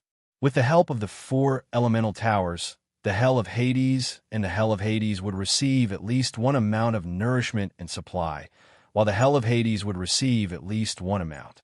After all, the other 2 hell planes were only temporary, supporting Hell of Hades. They were only temporary facilities to allow Hell of Hades to function normally. The true supporting world for Hell of Hades would only be the entire world of He. In that case, the Hell of Hades would naturally be more than 100 times larger and more powerful than the other two Hell planes. Now, a large amount of the river Styx was bringing souls into the Hades. A new cycle of reincarnation needed to be activated. The Hell of Hades needed to be officially activated. We no longer had any path of retreat, and our enemies also had no path of retreat. The Hell of Hades had already been torn apart. Leaving this hell would be equivalent to voluntarily jumping into the void. The survival rate would probably start from 3 decimal places. And once the Hell of Hades was formed, the entire world would be affected by the law of death. Even if main god existences were able to survive in any hell plane, including the Hades, it would be inevitable that their power levels would be affected by the law of death. Meanwhile, the subordinates and armies that they summoned would definitely have to stay in the Hades forever. From their perspective, the best outcome for them would naturally be to destroy us and then occupy this broken hell plane. They would then wait for the 2 major factions to rediscover the coordinates of this broken hell plane and bring them back. Then, they would ask for rewards from the 2 major factions. But, since they were willing to take the risk to come here, they would definitely have considered such a difficult situation. The final result was obvious. When enemies met on a narrow path, only the courageous would emerge victorious. The horn to charge sounded. Numerous dimensional doors opened. However, this time, it wasn't our enemies who came out. One by one, Valkyrie walked out from the dimensional doors. The Night Tower and the White Tower both shone brilliantly. The aura of the Netherworld gave these undead even greater power, while the power of ice gave them powerful physical bodies. That's right, the Valkyrie of the Hades gods now had 2 major choices. The first choice was to enter the cycle of reincarnation and start all over again. The second choice was to become a member of the Hades and fight for the mortal world's heaven and hell. At this point, the Hades gods wouldn't hold back at all. If it wasn't for the fact that they needed to first stabilize the heaven plane, it was likely that their incarnations, which had placed most of their divine power, would have personally entered the fray as well, even if it was impossible to take back their divine power. It seems that this will be a difficult and drawn-out battle. Looking at the 3 lit-up hell towers, even though the Black Tower and White Tower had already played an important role in this battle, I still wasn't satisfied. In front of main god, the Valkyrie gods would only need a single slash to kill them. Even if they could revive, would an infinitely revived ant be able to kill a Tyrannosaurus Rex? As for the Golden Tower represented by Holy Light, it was actually the same as time. It was the most critical coordinate system, representing the order in which all things existed. To put it in simpler terms, it represented a type of direction, the direction in which things constantly advanced. Humans would grow old, machines would age, and it would be impossible to reverse time. This was how time felt to mortals. No matter if they were happy or sad, mortals would indeed advance in time. And in the hell of Hades, Holy Light also represented a type of direction. Our Holy Light is now completely different from the God of Holy Light. Our Holy Light represents salvation. That's right, this was the direction of the hell of Hades. Sinners would be punished in hell, while criminals would be punished in prison. Being punished and suffering wasn't the ultimate goal. Instead, the ultimate goal was to atone for one's sins and be punished in hell for the sins they had committed while they were still alive.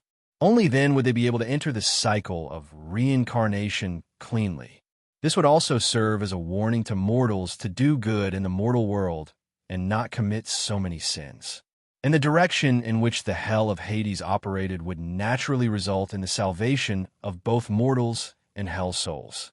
This was doubtlessly an important part of the hell of Hades. After the hell of Hades took shape, it would be even more effective and wondrous. But now, no matter how bright you are, it won't be of any use. But on the battlefield right now, the light of salvation itself was basically useless against the main God-level existences. In fact, it wasn't even as effective as the holy light of purification from the large light bulb not far away. It would seem that I'll have to depend on the Tower of Law in the end. The silver holy tower was still silent, as if it was accumulating power. Only I knew that if salvation was the direction and goal of the hell of Hades, then law would be the method to achieve this goal. It could be said that every corner of the future hell of Hades would become a land of law, and the Tower of Law that was currently being lit would become the true core of the entire hell of Hades. Womians, who was at the top of the tower, had finished his final preparations. The hell of Hades was about to welcome a new chapter. Chapter 455. If there was a map capable of showing all the places in Ike where the flames of war were raging, it would probably be a completely red map. Ogres were returning. Demon lords were enjoying their slaughter. Low-level angels were killing machines. The elves were having a cruel and direct internal war, and the human kingdoms were fighting over profits without end. Apart from the frigid winter north, which was still relatively peaceful, the entire world was now in a state of war. This so-called holy war? It's so intoxicating.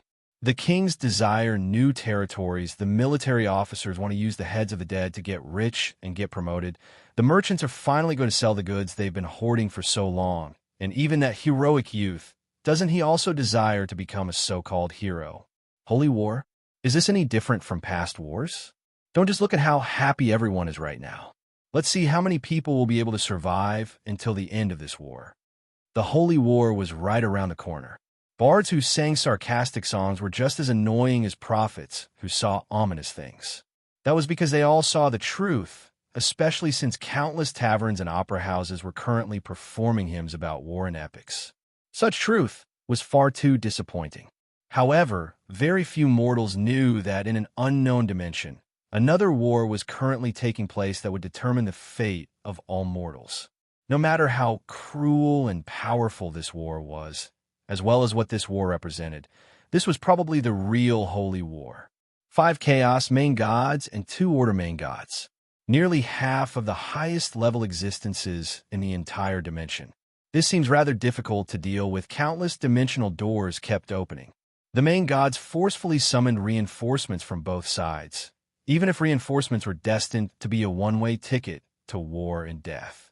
Those who were already fighting were still continuing, while those who weren't fighting were summoning their allies and preparing for war. They weren't only on guard against the Chaos main gods and the Hades, but also against their companions. That was because there were many grudges between the main gods, and it would be inconceivable for the Chaos main gods to not have any grudges against each other. It would be far too unjust to be killed in a small alley if they revealed a weakness. Behind me, all of the elemental towers had been lit up. My setup was nearing its end, and at the core of the Tower of Law, Womians was holding the original Codex of Law and loudly chanting the Proverbs of Law. That God Equipment book didn't just give me the original God's Law. The origin of Codex was a notebook that I used to record laws and cases. Unknowingly, it became a God Equipment that represented the rules of law. That was because it represented the purest and most foundational law. And right now, another notebook was merging with it. This notebook recorded the secrets of the entire Hades. This notebook was the notebook that recorded the entire Hades project. At this moment, the 2 divine weapon grimoires were merging into one, as if they were foretelling that the future Master of Law would also become the Master of Hades. A divine item has been born. It's the Book of Hades. When that thick black-covered book was opened in the darkness of the Hades, all of its secrets were revealed. All life instinctively sensed its existence and learned its true name. This book would be the core of the Hades, as well as the symbol of the Master of Hades. The elemental flow between the 4 elemental towers had already been completed. The creation of the 4 elements had been completely activated, and the entire dimension had transformed into a newborn dimensional egg. The crystal walls protecting the newborn dimensional egg would be strong enough to face any main god's trials. At this point, with the 4 elemental towers completely awakening, our plan had already completed the first 2 stages. This battle was destined to evolve from a chaotic battle on the streets and alleyways into a dimensional invasion battle. We were the rulers of the dimension, while these invading main gods were the enemies of the dimension. After Ale made his decision, we only had two main god-level combat strength on our side. Not only that, we were both devil lords who only had a single power attribute. Our combat strength was obviously on the weaker side. Changing this battle in the wilderness into a siege battle that would be advantageous to the defending side was part of our plan from the very start. According to the basic rules of dimensional war, it would be quite difficult to even kill the ruler of a dimension. One would have to gradually erode the dimensional laws, lower the dimensional defenses, kill the dimensional god, and finally corrupt and kill the dimensional ruler. This was the most basic rule of this game. How could the veteran players like the demon lords not know what to do? From a certain standpoint, this could be viewed as a prelude to the battle between the Hades and Achi dimensions. This could also be viewed as a prelude to the dimensional war that the world of Achi was about to face at this moment. All the dimensional invaders were repelled. They needed to expend power in order to maintain their own existence. The weak little demons were instantly reduced to dust as an aura of death began to spread.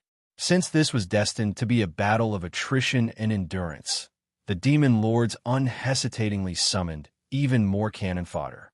It would be impossible for the demon lords to personally participate before they learned the dimensional potential and dimensional laws of this dimension.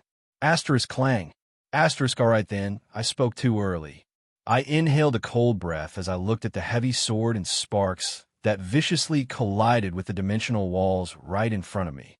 But soon, the Chaos War God unhesitatingly retreated after he noticed that his ambush had failed. He only glanced at me coldly once before he unhesitatingly retreated. Reality had already proven that our predictions were correct.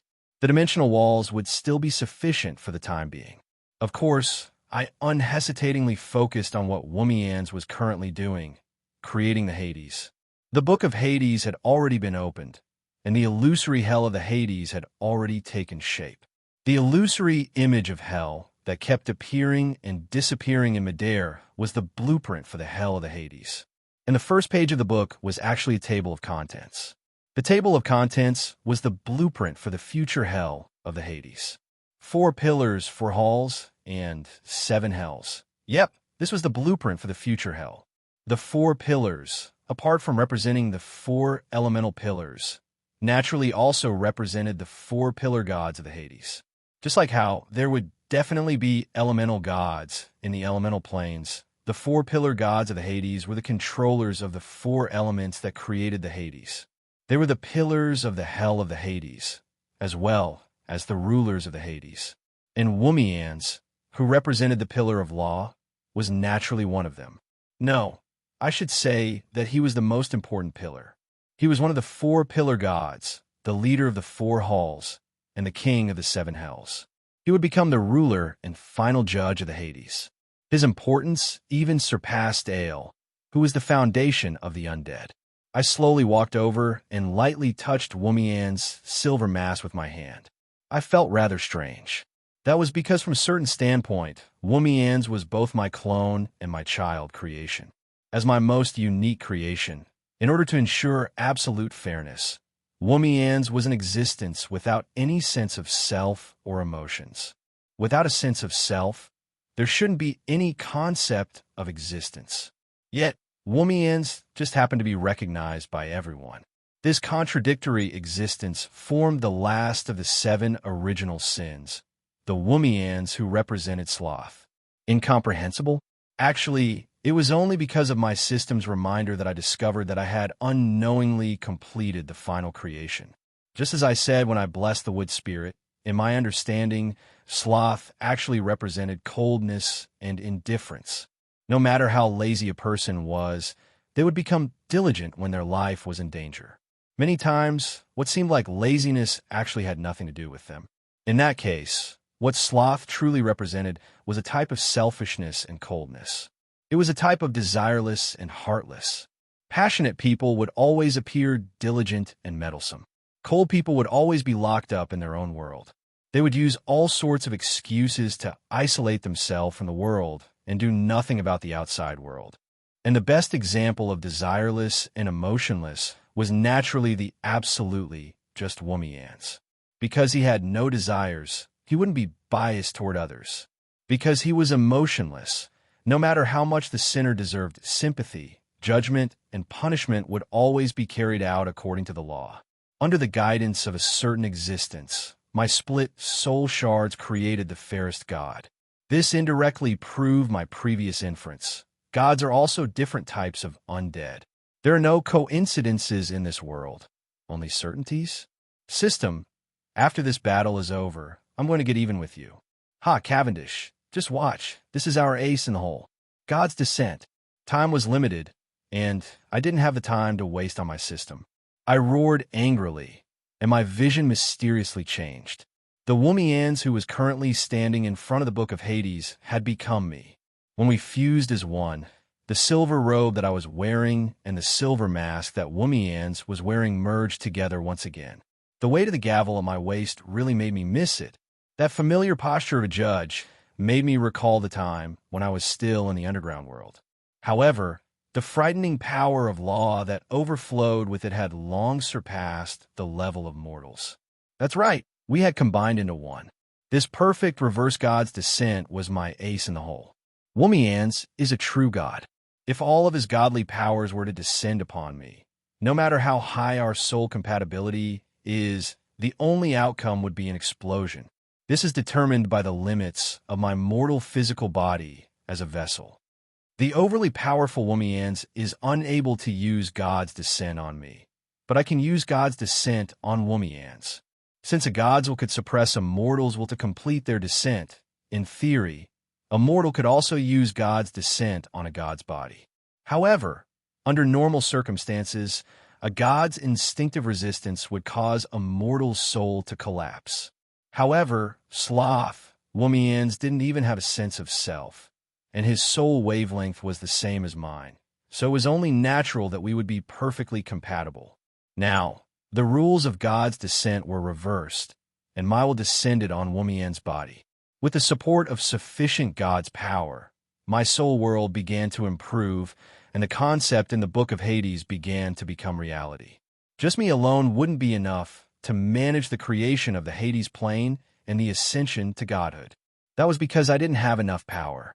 Just Woomians alone wouldn't be enough, as he didn't have a sense of self. Only Woomians Roland, who had combined his physical body and soul together, would have the power to create the hell of Hades and godhood. This was also the foundational reason why Woomians needed to become a powerful god. It was impossible to conceal the scene before me. My soul world's user's power had greatly increased, which naturally caused the entire world to become different. This world that suddenly became alive doubtlessly caused my enemies to panic and become restless. I smiled at the Book of Hell, which was becoming ever stronger, and the panicking Hell Lords. This is only the beginning, and you're already so astonished? The highest level main god in the HE plane? You should know that you're about to face the highest level main god in the Hades plane, as well as the controller of the dimensional laws. This is war, a war between two planes. Chapter 456. The chaos evil god Donades was rather hesitant in the middle of the thick fog. Just a moment ago, he had been observing the enemy he had sworn to kill on the battlefield. But in the blink of an eye, he had fallen into the fog. He's able to forcefully change my location without me noticing. Even though he had experienced countless battles and faced powerful enemies from many dimensions, this abnormal scene still made him feel rather perplexed. Even though his expression didn't change at all, he couldn't help but feel rather uneasy. When facing a powerful enemy who had an advantage in power, splitting them up and then annihilating them was a common tactic. Obviously, he had been split up and was now alone. Clang! Donades didn't move. He stuck his great sword into the ground as if he had closed his eyes and entered a meditative state again. But in reality, he was using his unique combat intuition to observe the distorted world around him. But what he was waiting for wasn't reinforcements. Instead, it was the fog that was becoming thicker and thicker. He couldn't even see his own fingers when he stretched out his hand. But at some unknown time, the fog was now tainted with the scent of blood and blood. Asmo, in his mind, his heroic spirit aide-de-camp, The fallen hero who always kept his cool and could give him wise and decisive advice at any moment, did not immediately respond to him. Instead, the reply he received was a strange roar that did not have much rationality left in it. "Ah, why can't I kill them all? Die, die. All of you die." Due to the strange interference, the other Valkyrie members were also sending him messy messages, as if they had gone insane. And within the range of his senses, all of his subordinates had lost their sense of direction and location. Even though they could sense that they were nearby, they couldn't see or receive any response. Donades was rather astonished. Unlike the demon lords who summoned cannon fodder to be expended, Donades, who was known as the incarnation of war, only looked up to the truly brave. Rather than saying that there weren't any weaklings in his Valkyrie temple, it would be more accurate to say that the weaklings had already been exhausted in endless battles. The ones he had summoned to this battlefield were the elites of Valkyrie, and the experts among them were not inferior to ordinary gods. How could they be gone just like that? After entering this dimension, the fallen Valkyrie was recognized by the dimensional laws of this dimension. Not only was her Hades' mist of death strengthened, she even possessed the most foundational, undying nature, just like her enemies. After all, this was a country of the dead to begin with. Strengthening an opponent is stupid. This was the rule.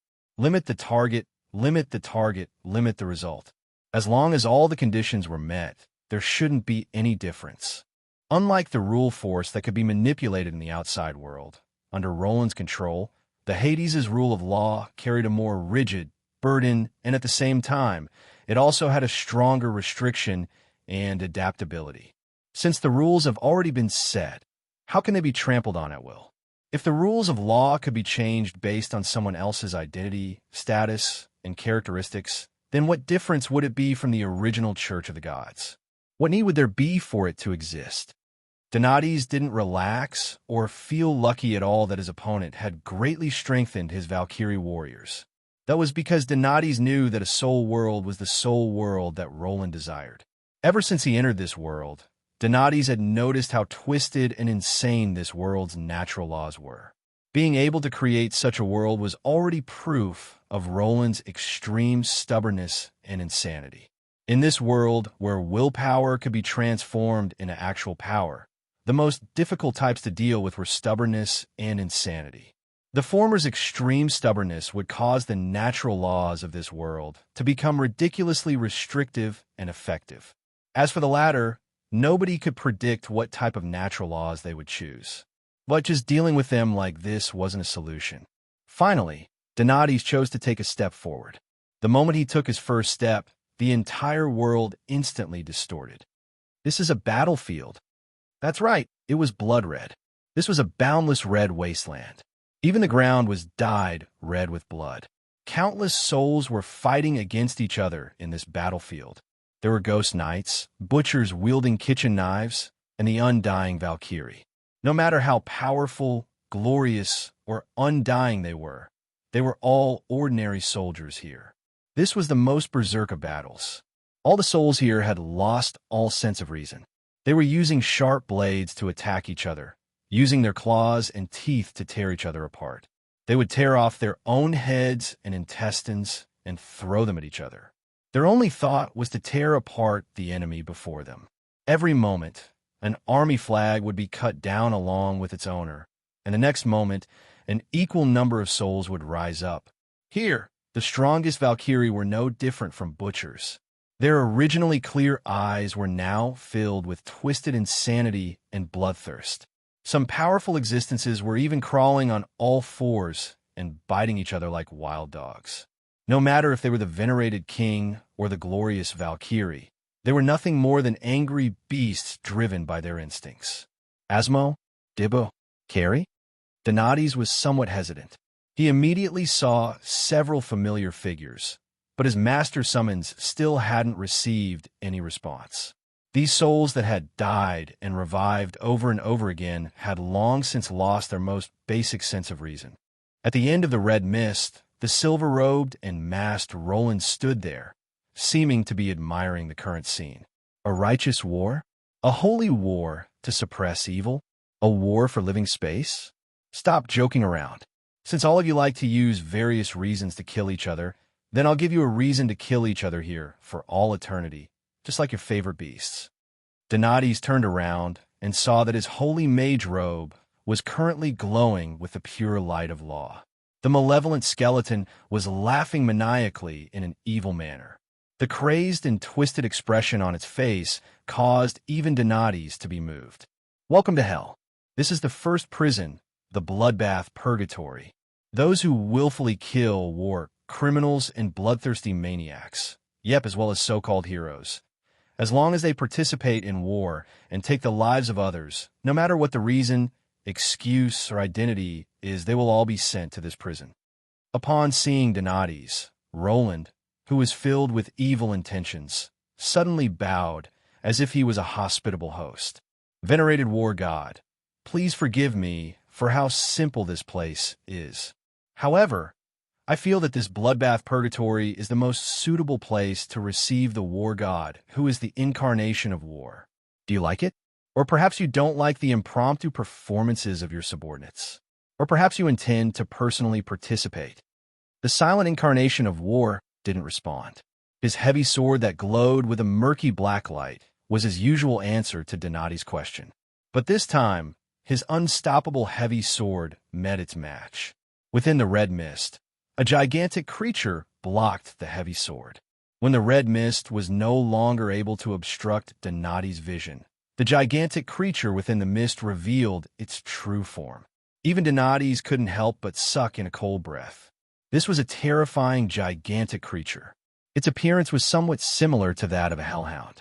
Its blood-red body was like a gigantic mountain, and its gigantic tail was burning like a volcano. Its dog head was able to bite down on the war god's heavy sword. It seemed to be dissatisfied with being restricted by its master. Its 3 heads roared continuously, and its blood-red eyes were filled with the joy of cruelty and wanton slaughter. Its limbs and tail were wrapped in the demonic flames of hell, and its venomous saliva melted everything in its path. At this moment, its other 2 heads were still tearing and devouring souls. The souls that it was wantonly trampling on were the once noble Valkyrie. Even though it was restricted by its master, the incarnation of rage still couldn't stop its slaughter. Oh my small body isn't any combat personnel. The ones to entertain you will be my little cuties, Xiao Bao and Xiao Bei. Bastion, the war dog. Woof. The huge dog's roar was filled with endless rage.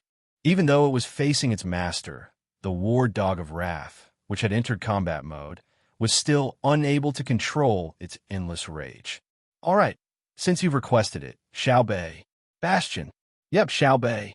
I got it. No need to emphasize it. Whatever you want. In the end, the war dog could only helplessly give up. However, Donades didn't dare to underestimate the war dog. Of course, he had already recognized the war dog of wrath. But now, no matter if it was in terms of power or aura, it was completely different. Rage, war, and slaughter. At the very least, it's a powerful god. So this is its divine kingdom. Donades could sense that this gigantic beast was incomparably compatible with the laws around it. It was as if this was its divine kingdom, and it was the master of this world. Donades naturally became an invader that trespassed into its divine kingdom. Even Ale wouldn't be willing to actively invade the war god's divine kingdom. That would mean endless trouble and tremendous losses. For Donades, if the war god had previously been a slightly troublesome opponent, now it was likely that the war god was a slightly dangerous opponent. Roland chuckled as he saw how the Chaos War God was becoming more and more cautious. Let me reintroduce myself. I'm the Hell King of the 7 Infernos of Hades. I'm a first hell, the Blood Purgatory. I'm the executioner of the Massacre Punishment. I'm the War Dog of Hades, the War Dog of Wrath, Bastion. The War Dog of Wrath was the first to shout out his name. He was no longer able to suppress his rage, so he started attacking. Of his 3 heads, one spat out flames, one spat out ice, and the last one had the aura of death as he started biting and tearing. Even though he was facing a chaos main god, the War Dog of Wrath still chose to initiate a fight. A vile stench and poisonous mist spread everywhere.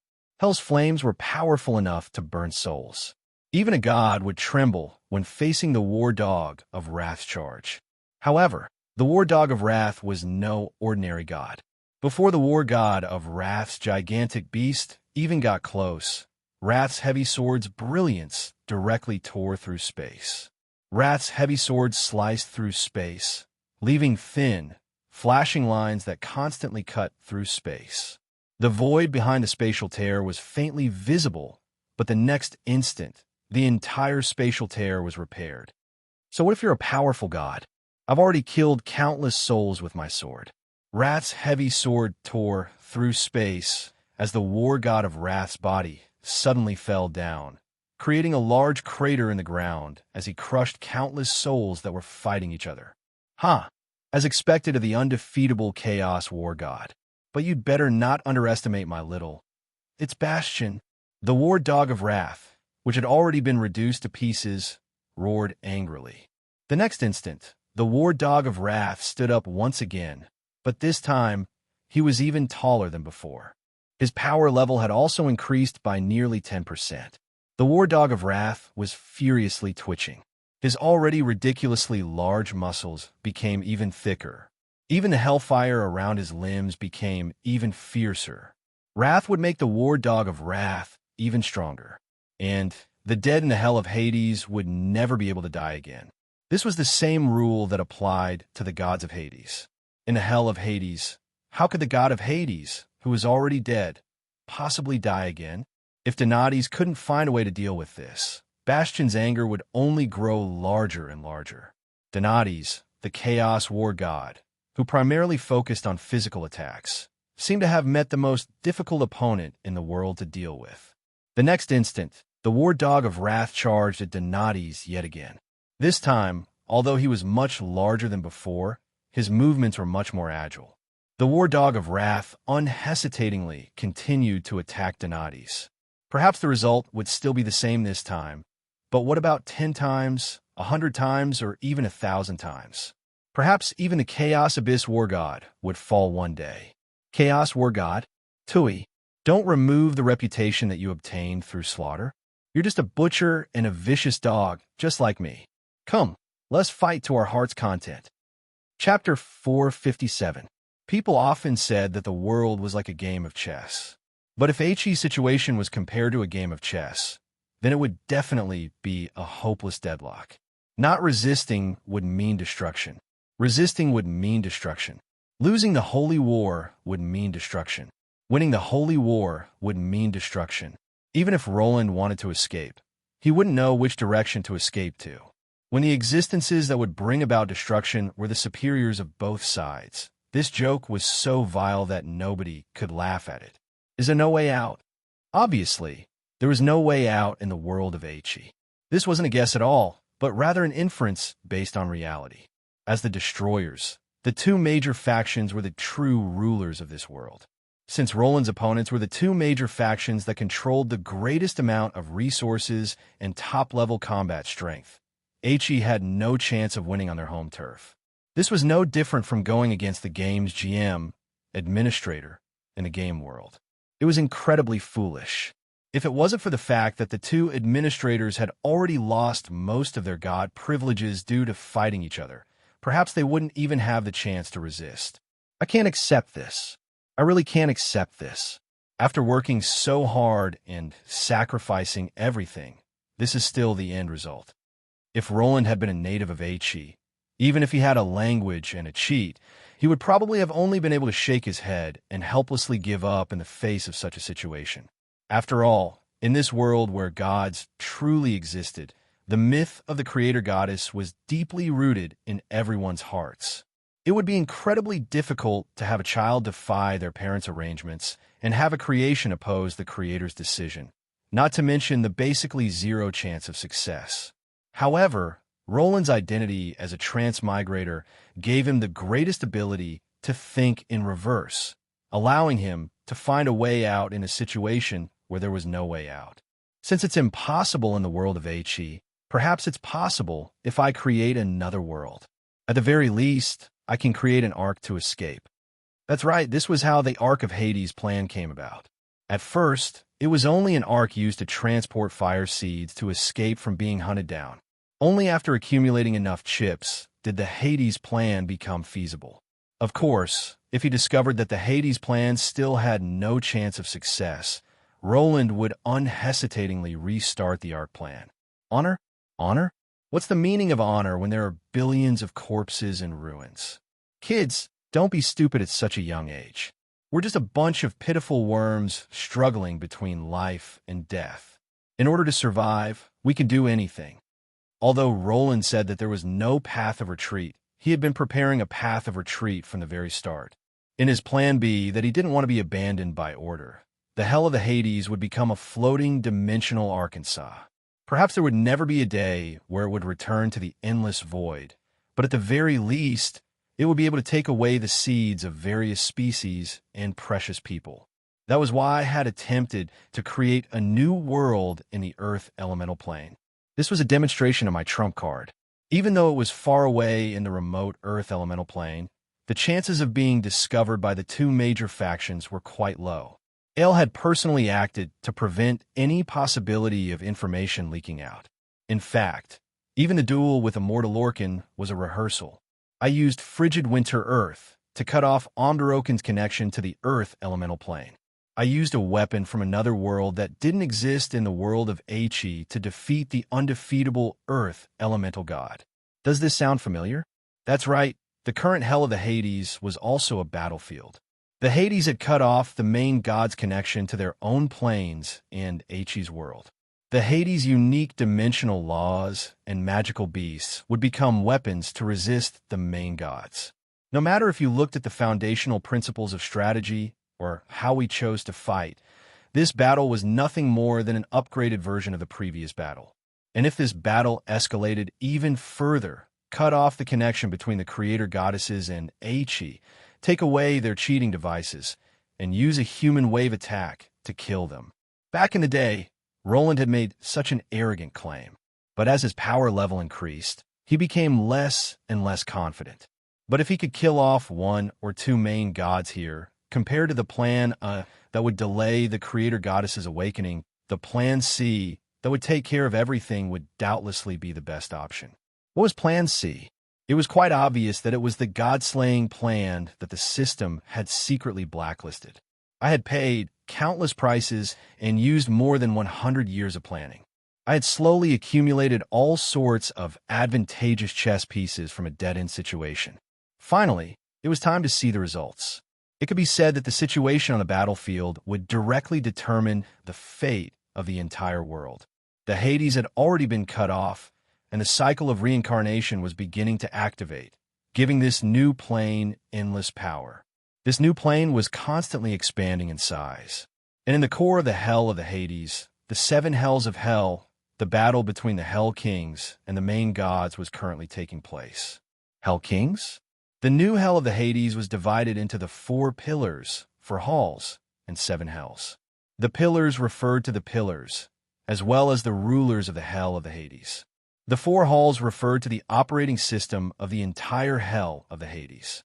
As for the 7 hells, they naturally referred to the hell's punishment that souls would suffer after death.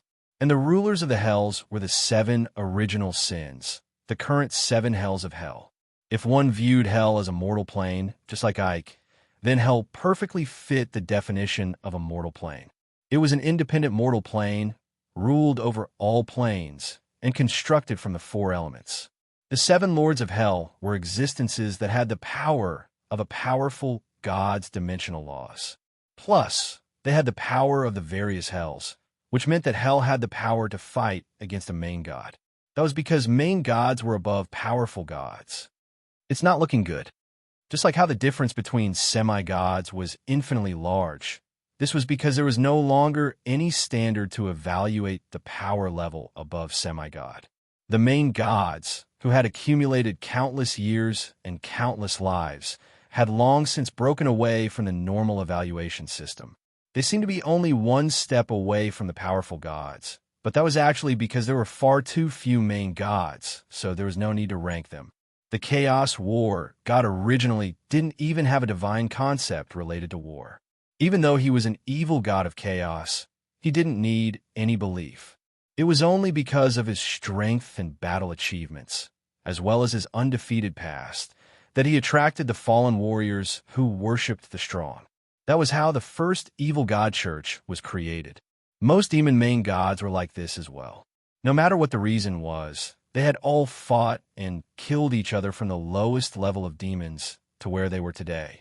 To use a modern saying, they were those who achieved their Tao through strength. It was precisely because of this that the sufficiently powerful demon main gods were able to break free from the chaos abyss's shackles and interact with each other as equals. Actually, the great majority of main god-level existences had reached the peak step by step in this manner. The elf main god was also the strongest elf king, while the mage god himself was the strongest mage and scholar in the world. Powerful individuals were typically pure and stubborn. Although the power of belief would be beneficial to them, it would also be mixed with too many things, which would make the gains more than the losses. The god of holy light's pure power of belief was viewed as an evil path by the god of holy light.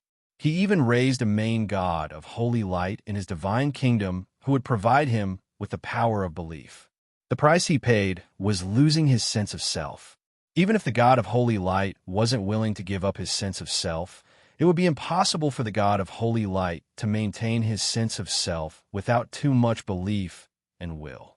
And so, the source of order was naturally able to control puppets that didn't have any sense of self, just like how Roland could control Womiance.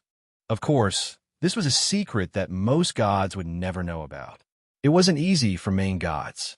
Countless years and the river Styx's constant cleansing had created these existences that surpassed all standards. The repeated, cruel holy wars were the most practical tests for these main gods. Those who didn't meet the standards had all been eliminated. Those who were able to survive until now were all top-level existences in Aichi's mortal plane. 368 times. This number was the number of times Bastion, the angry war god, had died in just over an hour. Yet war god Donati's didn't even seem to be panting. The angry war god Bastion had already grown more than 10 times its original size. His strength had even increased by more than 100 times. His gigantic body was now easily capable of stepping on Donati's. Yet for the Chaos War god who was slashing at Bastion with his sword, it was nothing more than one sword strike instead of two. Since dimensional tears had been slashed open far too many times, it would take several times longer for dimensional tears to repair. Donati's didn't hesitate at all. He simply swung his sword repeatedly. Pure brute force was an undefeatable existence. So strong. Is this the strongest warrior? An existence that's undefeatable in direct combat? I had already learned just how powerful main gods were from Ael and the Devil Lords. My goal in this battle wasn't to kill all the main gods. I would be satisfied as long as I was able to kill one or two main gods. As for the rest, I would be able to accept a prolonged battle. After all, it was quite common for gods to fight for several hundred years. It wouldn't be strange for main gods to fight for as long as they could. For main gods, several years would pass in the blink of an eye. By that time, the Hades would have fully matured and their dimensional walls would be completed. If I can kill two main gods, I'll carry out the god-slaying plan, Plan C. If I can't kill two main gods, I'll carry out the sleeping beauty plan, Plan A, and have them sleep until the end of the world. However, the 7 Hell Lords weren't in a good situation. Even though they had undying bodies, it could be said that apart from a few, the 7 Hell Lords were at a disadvantage. Even though the 7 Hell Lords were the rulers of the 7 Hell Lords, they were only new powerful gods. Their dimensions hadn't even matured yet, so their dimensional laws naturally wouldn't be as powerful as the veteran gods. They would be far weaker than main gods. The main gods weren't easy to deal with either. Since they were willing to fight against undying opponents, it naturally wouldn't be a waste of time. Analyzing the dimensional laws of this world would require time as well. Once all the dimensional laws were analyzed, the main gods would naturally know what they needed to do. The dimensional laws of this world weren't that difficult to deal with. I was the creator of the dimensional designs, but the true builders were the elemental towers. The 4 elemental towers were constantly replenishing and strengthening this world. For the main gods, destroying all of the elemental towers would naturally mean nothing. And right now, the protective dimensional walls of the dimensional egg had already disappeared, so the elemental towers were no longer invincible. The Holy Light's Tower of Salvation was also the dimensional door between the world of the living and the world of the dead. Naturally, it was located at the highest level of the Hell of the Hades. That was the place closest to the heaven of the Hades and the land of spring. There were incredibly special guards guarding that place, so I wasn't worried at all. The Judgment Tower, which represented law, was located in the depths of the Hell, where the river Styx originated. That was where the dead were judged, but it was also connected to the 7 hells and the 4 halls. It was the core of the entire Hades, as well as the most dangerous location. The Tower of Ice, which represented life of ice, was located in the 3rd hell of the Hades, the Hell of Ice. It could be said that if the Tower of Ice was lost, there would be a serious problem, and both towers would be threatened. The guardian of the Tower of Ice was me, who was also the 3rd Hell Lord. The main god who was brought here was my idiotic younger brother. The Tower of Death, which represented death and the foundation of the Hades, was something that he didn't need to worry about at all. That was because even I didn't know where he was. The Black Tower had already vanished without a trace with ALS skeleton and soul crystals. However, it was definitely within the Hades. Now that the other 3 towers have been destroyed, it would be impossible for the Black Tower to hide again, since it would be difficult to do so alone. That bug-like ability that allowed me to teleport my enemies would be impossible to use again. That was because it wasn't teleportation to begin with.